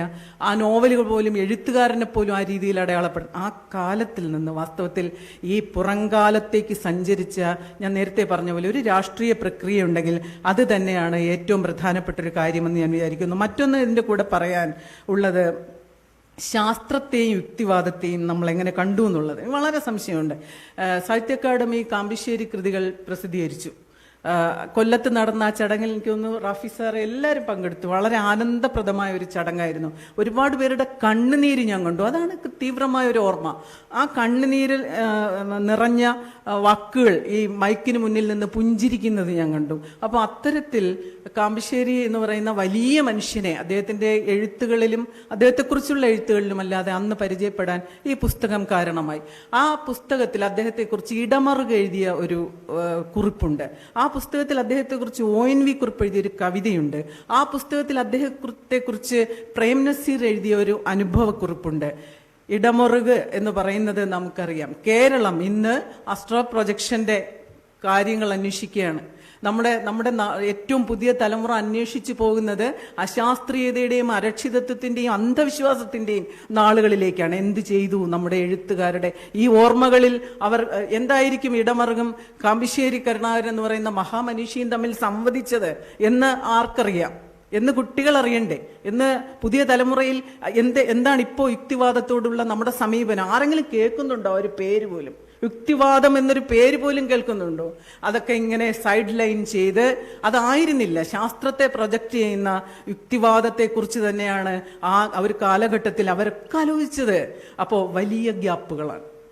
ഈ 2-3 ആളുകൾ, സുലോചന ചേച്ചിയുടെ പാട്ട് നമുക്കറിയാം. ചെവിയിൽ ഒരു മാലയിൽ നിന്ന് പൊട്ടിച്ചിതറുന്ന മുത്തുകൾ വന്ന് വീഴുന്ന, നിലത്ത് വീഴുന്നത് പോലെ നമ്മളെ തഴുകിപ്പോകുന്ന, നമ്മളെ പിന്നെ തരളിതരാക്കുന്ന, നമ്മളെ ആവേശം കൊള്ളിക്കുന്ന ഒരു ശബ്ദം, ഒരു വരികളുടെ ജീവൻ അതിനപ്പുറത്ത് നിൽക്കുന്നുവെന്ന് തോന്നും ചേച്ചിയുടെ ശബ്ദം. അത്തരത്തിൽ പാട്ടുകളുണ്ട്. തോപ്പിൽ ഫാസി എന്ന് പറയുന്ന മഹത്തായ നാടകകാരൻ, നമുക്കറിയാമെന്നുള്ളത് നിയമസഭാംഗം കൂടിയായിരുന്നു. അദ്ദേഹത്തിന്റെ ചോദ്യങ്ങൾ, ഉത്തരങ്ങൾ, അതിന് കിട്ടിയ പിന്നെ നാടകങ്ങളുടെ അവതരണം. അതുപോലെ എന്നെ അത്ഭുതപ്പെടുത്തിയ ഒരു കാര്യം, കാമ്പിശ്ശേരി സാറ് ഒരു പിന്നെ പരിശീലിപ്പിക്കപ്പെട്ട നടനല്ലായിരുന്നു എന്നുള്ളതാണ്. വളരെ കൃത്യമായി തൻ്റെ റോളുകൾ, ഒരു പരിശീലനവുമില്ല, പക്ഷേ ആ നടൻ ആ നാടകങ്ങളെ വളരെ കൃത്യമായി ഏറ്റവും ഹൃദയത്തെ ആകർഷിക്കുന്ന രീതിയിൽ ചെയ്തു പോന്നു. അപ്പോൾ പാഠപുസ്തകങ്ങളാണ് ഈ ജീവിതങ്ങളൊക്കെ. ഇത് വല്ലതും പഠിക്കുന്നുണ്ടോ നമ്മുടെ വിദ്യാർത്ഥികൾ? ഇവരുടെ ആരുടെയെങ്കിലും ജീവിതം പാഠപുസ്തകങ്ങളിലേക്ക് വരുന്നുണ്ടോ? വായനയ്ക്ക് പോലുള്ള അവസരങ്ങൾ നിഷേധിക്കപ്പെടുകയാണ്. ദൂരദർശൻ കയർ സംപ്രേഷണം ചെയ്തിരുന്നു, എനിക്ക് ഓർമ്മയുണ്ട്, കുറച്ച് ചെയ്തിരുന്നു കയർ. ഇന്നിപ്പോൾ ദൂരദർശൻ സംപ്രേഷണം ചെയ്യുന്നത് എന്താണെന്ന് നമുക്കറിയാം. ഇത് തന്നെയാണ് ഇപ്പോൾ നിൽക്കുന്ന ഈ വിടവുകൾ പരിഹരിക്കാനാകണം ഓരോ അനുസ്മരണവും, ഓരോ എഴുത്തും. ഇനിയുള്ള കാലത്ത് സത്യത്തിൽ മാർക്സ്, ആ പേര് ഞാൻ പറയണം, മാർക്സ് പറഞ്ഞത് സാഹോദര്യം എന്ന് പറഞ്ഞാൽ സമര സാഹോദര്യമാണ്, വെറും സാഹോദര്യമല്ല. നിങ്ങൾ ഉദ്ദേശിക്കുന്ന ആർക്കും സാഹോദര്യം ഉണ്ടാക്കുക, അതല്ല, സമര സാഹോദര്യമാണ്. സമര സാഹോദര്യം ആവശ്യപ്പെടുന്ന 3 ജീവിതങ്ങളാണ്, 3-4 ജീവിതങ്ങളാണ് ഇന്നിവിടെ പറയുന്നത് എന്നതുകൊണ്ട് അതിൽ പങ്കെടുക്കാനും കഴിഞ്ഞ നിമിഷങ്ങളെ ആവേശപൂർവ്വം സ്വീകരിച്ചുകൊണ്ട് എല്ലാവർക്കും അഭിവാദ്യങ്ങൾ.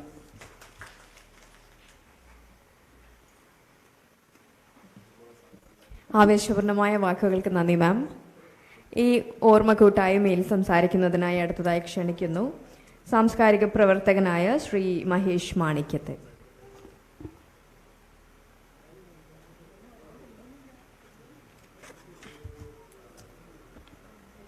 പ്രിയപ്പെട്ട അധ്യക്ഷൻ ഡോക്ടർ പ്രമോദ് പയ്യന്നൂർ, ഏറെ പ്രിയപ്പെട്ട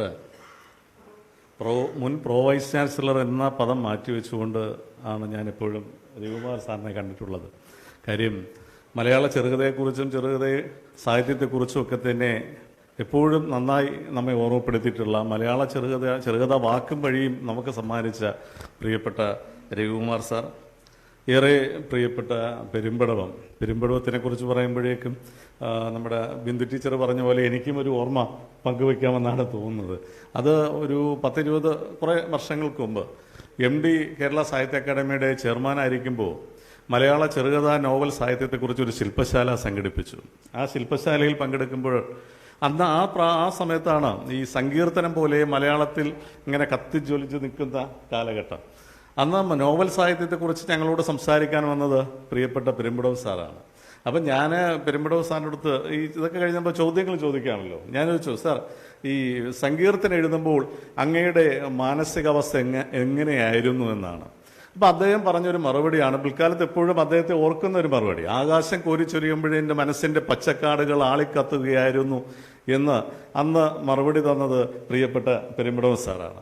മലയാള നാട് രണ്ടാമത് പ്രസിദ്ധീകരിച്ചപ്പോൾ അദ്ദേഹത്തിൻ്റെ ആ കോട്ട് ചെയ്തുകൊണ്ടാണ് ഞാൻ അതിലേക്കൊരു ലേഖനം എഴുതി. ഇന്നും അന്ന് കണ്ട സ്നേഹം ഇന്നും ഒരു കൈപ്പിടിയിൽ കയ്യിൽ ചേർത്ത് പിടിക്കുമ്പോൾ ആ സ്നേഹം, പെരുമ്പടവത്തിൻ്റെ സ്നേഹം ഞങ്ങളെപ്പോലുള്ളവർ ഇന്നും തിരിച്ചറിയുന്നു എന്നതാണ് വലിയ സന്തോഷമുള്ള കാര്യം. അതോടൊപ്പം തന്നെ ഈ വേദി പങ്കിടുന്ന മറ്റ് പ്രിയപ്പെട്ടവരെ എന്തായാലും വളരെ സന്തോഷമുണ്ട്. കാര്യം അനൂപ് സാറും ബിന്ദു ടീച്ചറൊക്കെ പറഞ്ഞ് നിർത്തിയതിൽ നിന്ന് ഞാൻ തുടങ്ങുകയാണ്. കാര്യം നമ്മുടെ പൂർവ്വസൂരികൾ എത്ര കണ്ട് ഓർക്കപ്പെടുന്നു, അല്ലെങ്കിൽ എത്ര കണ്ട് വായിക്കപ്പെടുന്നു, ചർച്ച ചെയ്യപ്പെടുന്നു എന്ന കാര്യത്തിലൊക്കെ തന്നെ നമ്മൾ വളരെയേറെ ആശങ്കപ്പെടേണ്ട ഒരു കാലഘട്ടത്തിൽ നിന്നുകൊണ്ടാണ് നമ്മൾ ഈ കാമ്പിശ്ശേരിയുടെയും തോപ്പിലിൻ്റെയൊക്കെ തന്നെ ഓർമ്മകൾ നമ്മൾ ഇപ്പോൾ സൂക്ഷിക്കുന്നത്. ചുരുക്കി പറഞ്ഞാൽ ഈ കനൽ കിടാത്ത 100 വർഷങ്ങളാണ് തോപ്പിലിൻ്റെയും കാമ്പിശ്ശേരിയുടെയും ജന്മശതാബ്ദി വർഷങ്ങൾ നാം ആചരിക്കുമ്പോൾ നമ്മുടെ മനസ്സിലേക്ക് വരുന്നത്. നാളെ ഇനിയും ഒരു 100 വർഷം കൂടി കഴിയുമ്പോൾ എന്തായിരിക്കും ഇവിടെ സ്ഥിതി എന്ന കാര്യം വളരെ ആശങ്കയാണ്. കാര്യം എന്താ പറഞ്ഞാൽ ഒരുപക്ഷെ ഒരു കാലഘട്ടത്തിൽ നമ്മുടെ സമൂഹത്തിന് മുന്നിൽ ഇത്തരത്തിലുള്ള കയർ പോലുള്ള രചനകൾ പരിചയപ്പെടുത്തി തന്ന ദൂരദർശൻ ഇപ്പോൾ സംപ്രേഷണം ചെയ്യുന്നത്, അടുത്ത ആഴ്ച സംപ്രേഷണം ചെയ്യാൻ പോകുന്നത് രാമായണമാണ്. രാമായണം പുനഃസംപ്രേഷണം ചെയ്യപ്പെടുകയാണ്. അപ്പം അത്തരം കാലഘട്ടത്തിൽ നിൽക്കുമ്പോഴാണ് ഈ അനൂപ് സാർ പറഞ്ഞ ആർക്കൈവ്സിൻ്റെ വളരെയേറെ പ്രസക്തി കൂടുന്നത്. നമ്മുടെ പൂർവികർ നമുക്ക് സമ്മാനിച്ച നല്ല നാളുകൾ നമുക്കെപ്പോഴും സൂക്ഷിച്ചു വെക്കേണ്ടതുണ്ട്, ഹൃദയത്തോട് ചേർത്ത് വെക്കേണ്ടതുണ്ട്. എനിക്ക് തോന്നുന്നു പ്രമോദ് പയ്യന്നൂരിനെ പോലുള്ള പ്രിയപ്പെട്ട ഒരു അല്ലെങ്കിൽ അദ്ദേഹം വളരെയേറെ സമ്പന്നനായ ഒരു സാംസ്കാരിക പ്രവർത്തകന് അത്തരമൊരു പദ്ധതിക്ക് കൂടി തുടക്കം കുറിക്കുവാൻ ഭാരതഭവൻ മുൻകൈയെടുക്കുമെന്ന് തന്നെയാണ് ഞാൻ പ്രതീക്ഷിക്കുന്നത്. ഞാൻ കാമ്പിശ്ശേരി എന്ന മഹാനായ മനുഷ്യനെക്കുറിച്ച് ഞാൻ വായിക്കുമ്പോഴൊക്കെ തന്നെ എനിക്ക് അദ്ദേഹത്തിൽ വളരെയേറെ തോന്നിയിട്ടുള്ളത് അദ്ദേഹത്തിൻ്റെ പത്രാധിപർ എന്ന സ്ഥാനത്ത് നിന്നുകൊണ്ട് മാത്രമാണ് അദ്ദേഹത്തെ ഞാൻ പലപ്പോഴും കണ്ടിട്ടുള്ളത്. കാര്യം ഞാൻ യുവകലാസാഹിതിയുടെ ഒരു പ്രവർത്തകനാണ്. യുവകലാസാഹിതി എന്ന് പറഞ്ഞാൽ CPIയുടെ ഒരു സാംസ്കാരിക സംഘടനയാണ്. യുവകലാസാഹിതിയുടെ പ്രവർത്തനവുമായിട്ട് ബന്ധപ്പെട്ട് സംസ്ഥാനത്ത് പല സ്ഥലത്ത് സഞ്ചരിക്കുമ്പോൾ പല മുതിർന്ന എഴുത്തുകാരെ കാണുമ്പോഴേക്കും യുവകലാസാഹിതി എന്നേക്കുമ്പോൾ അവർ പറയാറുണ്ട്, ജനയുഗമല്ലേ, ജനയുഗത്തിലാണ് ഞാൻ എഴുതി തുടങ്ങിയത്, അതിന് എനിക്ക് അവസരം തന്നത് കാമ്പിശ്ശേരിയാണ്. കാമ്പിശ്ശേരി എന്നൊരു പത്രാധിപർ ഇല്ലായിരുന്നുവെങ്കിൽ ഞാൻ എഴുതി തുടങ്ങില്ലായിരുന്നു. എനിക്ക് ബാലപംക്തിയിൽ എഴുതി തുടങ്ങാൻ അവസരം തന്നത് അദ്ദേഹമാണ്. എനിക്ക് വേണ്ടി പേജുകൾ, ഇപ്പോൾ പെരുമ്പടവ് സാറ് പറഞ്ഞ പോലെ എനിക്ക് വേണ്ടി പേജുകൾ മാറ്റിവെച്ചിരുന്ന അദ്ദേഹമാണെന്ന് പറയും. ഒരുപക്ഷെ പുതിയ എഴുത്തുകാർക്ക് ഇത്രയേറെ സ്വാതന്ത്ര്യവും അവസരം ഒരുക്കി കൊടുത്ത പത്രാധിപന്മാർ ആരൊക്കെയാണെന്ന് ചോദിച്ചാൽ ഒരുപക്ഷെ കാമ്പിശ്ശേരി തന്നെയായിരിക്കും അതിൻ്റെ മുൻനിരയിൽ നിൽക്കുക എന്നാണ് എനിക്ക് തോന്നുന്നത്. മറ്റൊന്ന് ഈ പംക്തികൾ അടുത്ത കാലത്ത് നോക്കിയപ്പോഴാണ് ഇതുമായിട്ട് ബന്ധപ്പെട്ടൊന്ന് വായിച്ചപ്പോഴാണ് എനിക്ക് തോന്നുന്നു ഇന്ന് മലയാള പത്രങ്ങളിലും വാരികകളിലും മാസികകളിലൊക്കെ വരുന്ന പംക്തികളൊക്കെ തന്നെ ആദ്യം തുടങ്ങിയത് ജനയുഗത്തിലാണ്. ജനയുഗം വാരികയിലും ഒക്കെയാണ് അത് തുടങ്ങിയത്. ഒരുപക്ഷെ നിങ്ങൾ ആലോചിച്ച് നോക്കൂ, ആ കാലഘട്ടം ഏകദേശം 70കളുടെ മുമ്പുള്ള ഒരു കാലഘട്ടത്തിലാണ്. ആ കാലഘട്ടത്തിൽ ഇത്തരത്തിലുള്ള സംവിധാനങ്ങളില്ല. ഇന്ന് നമുക്ക് ഒരുപാട് കണ്ടുപഠിക്കുവാൻ ഒരുപാട് മാതൃകകളുണ്ട്. പക്ഷെ ഒരു മാതൃകകൾ ഇല്ലാതെ തന്നെ മാതൃക സൃഷ്ടിക്കാൻ ഒരു പത്രാധിപർക്ക് കഴിയുന്നുവെങ്കിൽ അവിടെയാണ് പ്രതിഭ.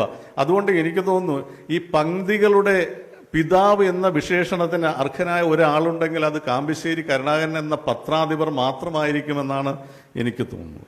അതോടൊപ്പം തന്നെ വലിയ കോളിളക്കമുണ്ടായി എത്ര ലേഖനങ്ങൾ, എത്ര സ്കൂപ്പുകൾ അദ്ദേഹം മലയാള സമയം, എനിക്കൊണ്ട് സപ്തകക്ഷി മന്ത്രിസഭ വീഴുന്നതിന് പോലും അദ്ദേഹം എന്ത് ചെയ്യുന്നു, അദ്ദേഹത്തിൻ്റെ കണ്ടെത്തലുകളും റിപ്പോർട്ടുകളുമാണ് അന്ന് നിയമസഭയ്ക്കകത്ത് പ്രതിപക്ഷ കക്ഷികൾക്ക് ശക്തി പകർന്ന അത്തരമൊരു കാലഘട്ടത്തിലൂടെയാണ് നമ്മൾ സഞ്ചരിക്കുമ്പോഴാണ് നിലവിലുള്ള നമ്മുടെ മാധ്യമ പ്രവർത്തന രംഗം നമ്മൾ വിലയിരുത്തേണ്ടത്.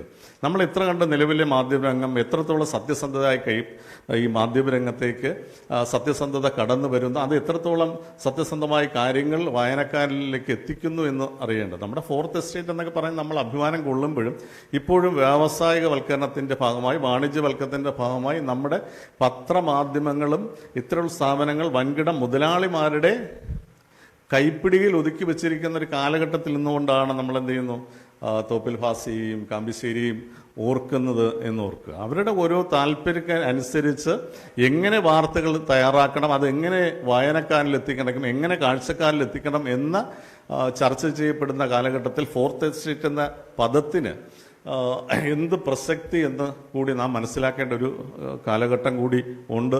അതാണ് ഈ ജന്മശതാബ്ദി നമുക്ക് പങ്കുവയ്ക്കുന്നതെന്നാണ്. അതോടൊപ്പം തന്നെ അദ്ദേഹത്തിൻ്റെ വിവിധ മേഖലകൾ, ഒരുപക്ഷെ കേരളത്തിൽ ഇടതുപക്ഷ പ്രസ്ഥാനങ്ങൾക്ക് വേരോട്ടം ഉണ്ടാക്കിയത് നിങ്ങളെന്ന കമ്മ്യൂണിസ്റ്റ് എന്ന നാടകമായിരിക്കും. നിങ്ങളെന്ന കമ്മ്യൂണിസ്റ്റ് നാടകത്തിലെ പരമപിള്ള എന്ന കഥാപാത്രത്തെ അവതരിപ്പിച്ചുകൊണ്ട് അവസാനം അദ്ദേഹം പറയുന്നൊരു വാക്കുണ്ടല്ലോ, ആ കൊടിയിങ്ങ് ഞാനൊന്ന് പിടിച്ചോട്ടെ. ചുരുക്കി പറഞ്ഞാൽ പരമപിള്ളയിലൂടെ കാമ്പിശ്ശേരി കൊടി പിടിക്കാൻ പഠിപ്പിച്ചവരാണ് കേരളത്തിലെ ഇടതുപക്ഷ പ്രവർത്തകർ, അല്ലെങ്കിൽ കേരളത്തിലെ ഇടതുപക്ഷ മനസ്സ് എന്നുകൂടി മാത്രം പറഞ്ഞുകൊണ്ട് ഈ വൈകവേളയിലും എന്നെ കേട്ടിരുന്ന എല്ലാവർക്കും ഇതിന് അവസരം ഒരുക്കി തന്ന പ്രിയപ്പെട്ട ഭാരത് ഭവനും പ്രിയപ്പെട്ട പ്രമോദേട്ടനെ എല്ലാവർക്കും നന്ദി രേഖപ്പെടുത്തിക്കൊണ്ട് നിർത്തുന്നു. നന്ദി, നമസ്കാരം.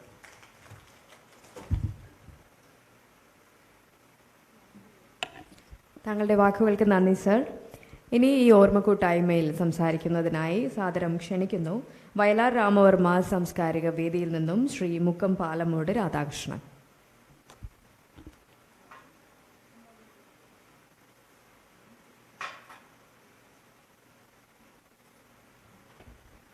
ആദരണീയ പെരുമ്പടം സർ, സമാരാധരായ പ്രൗഢഗംഭീരമായ ഈ സദസ്സംഘടിക്കുന്ന മഹത് വ്യക്തിത്വങ്ങളെ, വയലാർ സാംസ്കാരിക വേദിയും ഭാരത് ഭവനും ചലച്ചിത്ര അക്കാദമിയും സംയുക്തമായിട്ട് ഇത്തരം കേരളത്തിൻ്റെ അല്ലെങ്കിൽ സാംസ്കാരികതയിൽ ഉറ്റു നിൽക്കുന്ന ഈ കേരളത്തിലെ എഴുത്തുകാരെ ആദരിക്കുന്നതിൽ വളരെ അഭിമാനമാണ്. നമുക്കറിയാം, ഇന്ന് കേരള സംസ്ഥാനത്ത് തിരുവനന്തപുരം പോലുള്ള മഹാനഗരത്ത് ഇത്തരത്തിലുള്ള ആൾക്കാരെ ആദരിക്കുവാൻ ആൾക്കാർ ചുരുങ്ങിയിരിക്കുകയാണ്. കാരണം വായനകൾ കുറഞ്ഞു വരുന്ന സമയം. കാരണം ഇന്നും നമ്മൾ രാത്രി കിടക്കുമ്പോൾ ഞാൻ വായിക്കുന്നതാണ്. കാരണം പെരുമ്പടവൻ സാറിൻ്റെ അഷ്ടപതിയൊക്കെ വായിക്കുകയാണെങ്കിൽ നമുക്ക് ആ മനസ്സിൽ കിട്ടുന്ന ആ ഒരു സന്തുഷ്ടി ഇന്ന് ഇൻഫർമേഷൻ ടെക്നോളജി രംഗത്ത് ഈ ഐപാഡുകളിലും മൊബൈലിലുമെല്ലാം ഉപയോഗിക്കുന്ന പോലെയല്ല. നമ്മുടെ ബ്രെയിൻ വർക്ക് ചെയ്യും. നമ്മൾ ഈ അടുത്ത കാലത്ത് കേരളത്തിലെ പല പുസ്തകശാലകളിൽ പോയാൽ പോലും പുതിയ പുസ്തകങ്ങൾ വളരെ വിരളമാണ്. ഇന്ന് കേരള സമൂഹത്തിൻ്റെ നേരത്തെ എഴുത്തുകാർ സൂചിപ്പിച്ചതുപോലെ, പത്രക്കാർ സൂചിപ്പിച്ചതുപോലെ സാംസ്കാരിക രംഗത്ത് ഉണർവ് പകർന്ന നമ്മുടെ ഒരു കാലഘട്ടത്ത് ഇവിടുത്തെ ജമ്മി കുടിയാൻ വ്യവസ്ഥകൾക്കെതിരെ പോരാടിയും തൂലിക കൊണ്ട് ചലിപ്പിച്ച തകഴിയെപ്പോലുള്ളവരെ സ്മരിക്കുവാൻ തലസ്ഥാനത്തെ സാംസ്കാരിക നായകന്മാർ ഇന്ന് തയ്യാറാകുന്നില്ല. പ്രത്യേകിച്ച് ഭാരത് ഭവൻ നമ്മുടെ ചെറിയ പ്രസ്ഥാനങ്ങളായ വയലാറും അതുപോലെ തന്നെ ചട്ടമ്പി സ്വാമി പ്രസ്ഥാനങ്ങൾക്ക് കാശില്ലാതെ നടക്കുമ്പോൾ വേദികൾ ഒരുക്കിത്തരുന്ന ഈ ചെമ്മാങ്കുടി ഹാളും അപ്പുറത്തെ മണ്ണരങ്ങലുമെല്ലാം പല വേദികളിൽ പോയാലും 10,000-ത്തിനപ്പുറം വാടകകളുള്ള ഈ സമയത്ത് നമ്മൾ നമ്മുടെ വ്യക്തിത്വങ്ങളെയും കേരളത്തിൻ്റെ നവോത്ഥാനത്തിൻ്റെ മുൻപന്തിയിൽ നിന്ന വ്യക്തികളെയും ആദരിക്കുവാൻ സദസ്സുകൾ തലസ്ഥാനത്ത് തപ്പുമ്പോഴാണ് സാംസ്കാരിക കൂട്ടായ്മ എന്നുള്ള നിലയിൽ ഡോക്ടർ പ്രമോദ് ഇത്തരത്തിലുള്ള സദസ്സുകൾ സംഘടിപ്പിക്കുവാൻ നമ്മളുമായിട്ട് സംയുക്തമായി ആലോചിക്കുന്നത്. നമുക്കറിയാം, അദ്ദേഹത്തിന് കിട്ടിയിട്ടുള്ള ഡോക്ടറേറ്റ് ഭാരതത്തിലെ ഏറ്റവും വലിയ സർവകലാശാല. ലോകത്തിൽ ഭാരതത്തിൻ്റെ ഇതിഹാസങ്ങളെക്കുറിച്ച് പഠിക്കുവാൻ വരുന്ന കാംബ്രിഡ്ജ് ആയാലും ഫ്രാൻസിലെ വിദ്യാർത്ഥികൾ വരുന്ന ആ ഭാരതി യൂണിവേഴ്സിറ്റി കൽക്കട്ടയിൽ നിന്ന് അദ്ദേഹത്തിന് PhD കിട്ടുമ്പോൾ നമ്മുടെ സാംസ്കാരിക നാഗരികതയുടെ ആ ഒരു വശം അദ്ദേഹം തുറന്നു കാട്ടിയതുകൊണ്ടാണ് അദ്ദേഹത്തിന് ഡോക്ടറേറ്റ് കിട്ടിയത്. അപ്പോൾ അത്തരത്തിലുള്ള വ്യക്തികൾ നമ്മൾ പഴയ കാലത്ത് ഈ രണ്ടിടങ്ങഴിയും കയറും വായിക്കുമ്പോൾ പല ഇവിടുത്തെ നാട്ടുഭരണത്തിലുള്ള വ്യവസ്ഥിതികൾ നമുക്കതിൽ കാണുവാൻ കഴിയും. തകഴിയുടെ കുറിപ്പുകളെന്നുള്ള ആ കത്തുകൾ വായിക്കുമ്പോൾ നമ്മളൊരു ചരിത്ര വിദ്യാർത്ഥികളായി പഠിക്കുന്ന കാലഘട്ടത്ത് പ്രീ ഡിഗ്രിയിലെല്ലാം നമുക്ക് മനസ്സിലായത് വസ്തു നമ്മൾ കരം കൊടുക്കുന്നു, വില്ലേജ് ഓഫീസിൽ പോയി കരം തീർക്കുന്നു. എന്താ അതിൽ പറയുന്നത്? പണ്ടാര വക. ശരിക്കും തകഴി സാറിൻ്റെ എഴുത്തുകളിൽ പറയുന്നത് എന്താണ്? പണ്ടാരോ വകയായിരുന്നതാണ്. നമ്മുടെ ഇവിടുത്തെ രാജഭരണകാലത്തും അതുപോലെ തന്നെ മുൻപ് ഭരിച്ചിരുന്ന ബ്രിട്ടീഷുകാരും എല്ലാം ഓലകളും ചെമ്പോലകളും എഴുതി വച്ചിട്ടുണ്ട് എങ്കിൽ തന്നെയും അതിൽ പറയുന്ന ഓരോ വാക്കുകളും തകഴി പോലുള്ള കുറിപ്പുകളിൽ നമ്മൾ ചരിത്ര വിദ്യാർത്ഥികൾക്ക് പഠിക്കുമ്പോൾ വാസ്തവമാണ്. ഇത് പണ്ടാരോ വകയായിരുന്നതാണ്. അല്ലത്തെ ചിത്തിരതിരുന്നാളിൻ്റെ വകയോ പൂഞ്ഞാർ രാജകുടുംബത്തിൻ്റെ വകയോ അതുപോലെ സാമൂതിരിയുടെ വകകളൊന്നുമല്ല.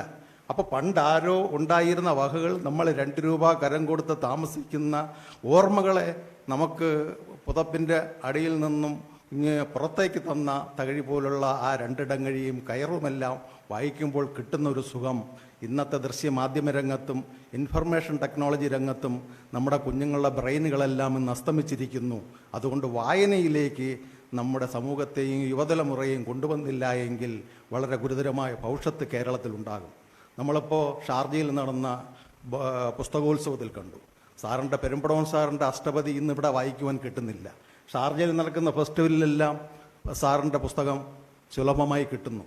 തകഴി കേരളത്തിൽ നിന്നില്ല. പല പുസ്തക സ്റ്റാളുകളിൽ പോയാലും കിട്ടുന്നില്ല. പക്ഷേ ആ ഷാർജ ഫെസ്റ്റിവലിൽ കേരളത്തിൻ്റെ എല്ലാ മഹാരഥന്മാരുടെ ചെറുതും വലുതുമായ പുസ്തകങ്ങൾ ഫെസ്റ്റിവലിൽ വയ്ക്കുന്നു. അപ്പോൾ നമ്മുടെ ഒരു നല്ലൊരു പുസ്തകം തിരഞ്ഞെടുക്കണമെങ്കിൽ അറേബ്യൻ നാടുകളിലേക്ക് പോകുന്നൊരു വ്യവസ്ഥിതിയിലേക്ക് വരുന്നത് കൊണ്ട് ഇവിടുത്തെ സാംസ്കാരിക പ്രസ്ഥാനത്തിൻ്റെ നെടുന്തൂണെന്ന് പറയുന്ന ഡോക്ടർ പ്രമോദ് ജി പോലുള്ളവർ മുൻകൈയെടുത്തുകൊണ്ട് ഇത്തരത്തിലുള്ള പുസ്തകങ്ങൾക്കും ചർച്ചകൾക്കും ഭാരത് ഭവൻ പോലുള്ള സ്ഥലങ്ങൾ, പ്രത്യേകിച്ച് ചരിത്രം ഉറങ്ങുന്ന ഈ ശന്മാൻകുടിയുടെ സ്ഥലത്ത് പുതിയ തലമുറകൾക്ക് ഒരു നമ്മുടെ ചർച്ചകൾക്ക് തയ്യാറാകണം. പഴയകാല കവികളുടെയും എഴുത്തുകാരുടെയും എന്ന് പറഞ്ഞുകൊണ്ട് ഇത്തരത്തിലുള്ള കൂട്ടായ്മകൾക്കെന്നും വയലാർ സാംസ്കാരിക വേദിയുടെ പൂർണ്ണ പിന്തുണ ഭാരത് ഭവൻ്റെയോടൊപ്പവും ചലച്ചിത്ര അക്കാദമിയോടും ഉണ്ടെന്ന് സൂചിപ്പിച്ചുകൊണ്ട് സയൻസ് സതികയിൽ അനുസരിച്ചുകൊണ്ട് നിർത്തുന്നു. ജയ് ഭാരത്. നന്ദി സർ. സർഗസ്മൃതിയുടെ 3ാം ദിന പരിപാടികൾ ഇന്നിവിടെ പൂർണ്ണമാവുകയാണ്. ഈ ചടങ്ങിന് നന്ദി പ്രകാശിപ്പിക്കുന്നതിനായി ആദരവോടെ ക്ഷണിക്കുന്നു ശ്രീ ഗോപൻ ശാസ്തമംഗലത്തെ.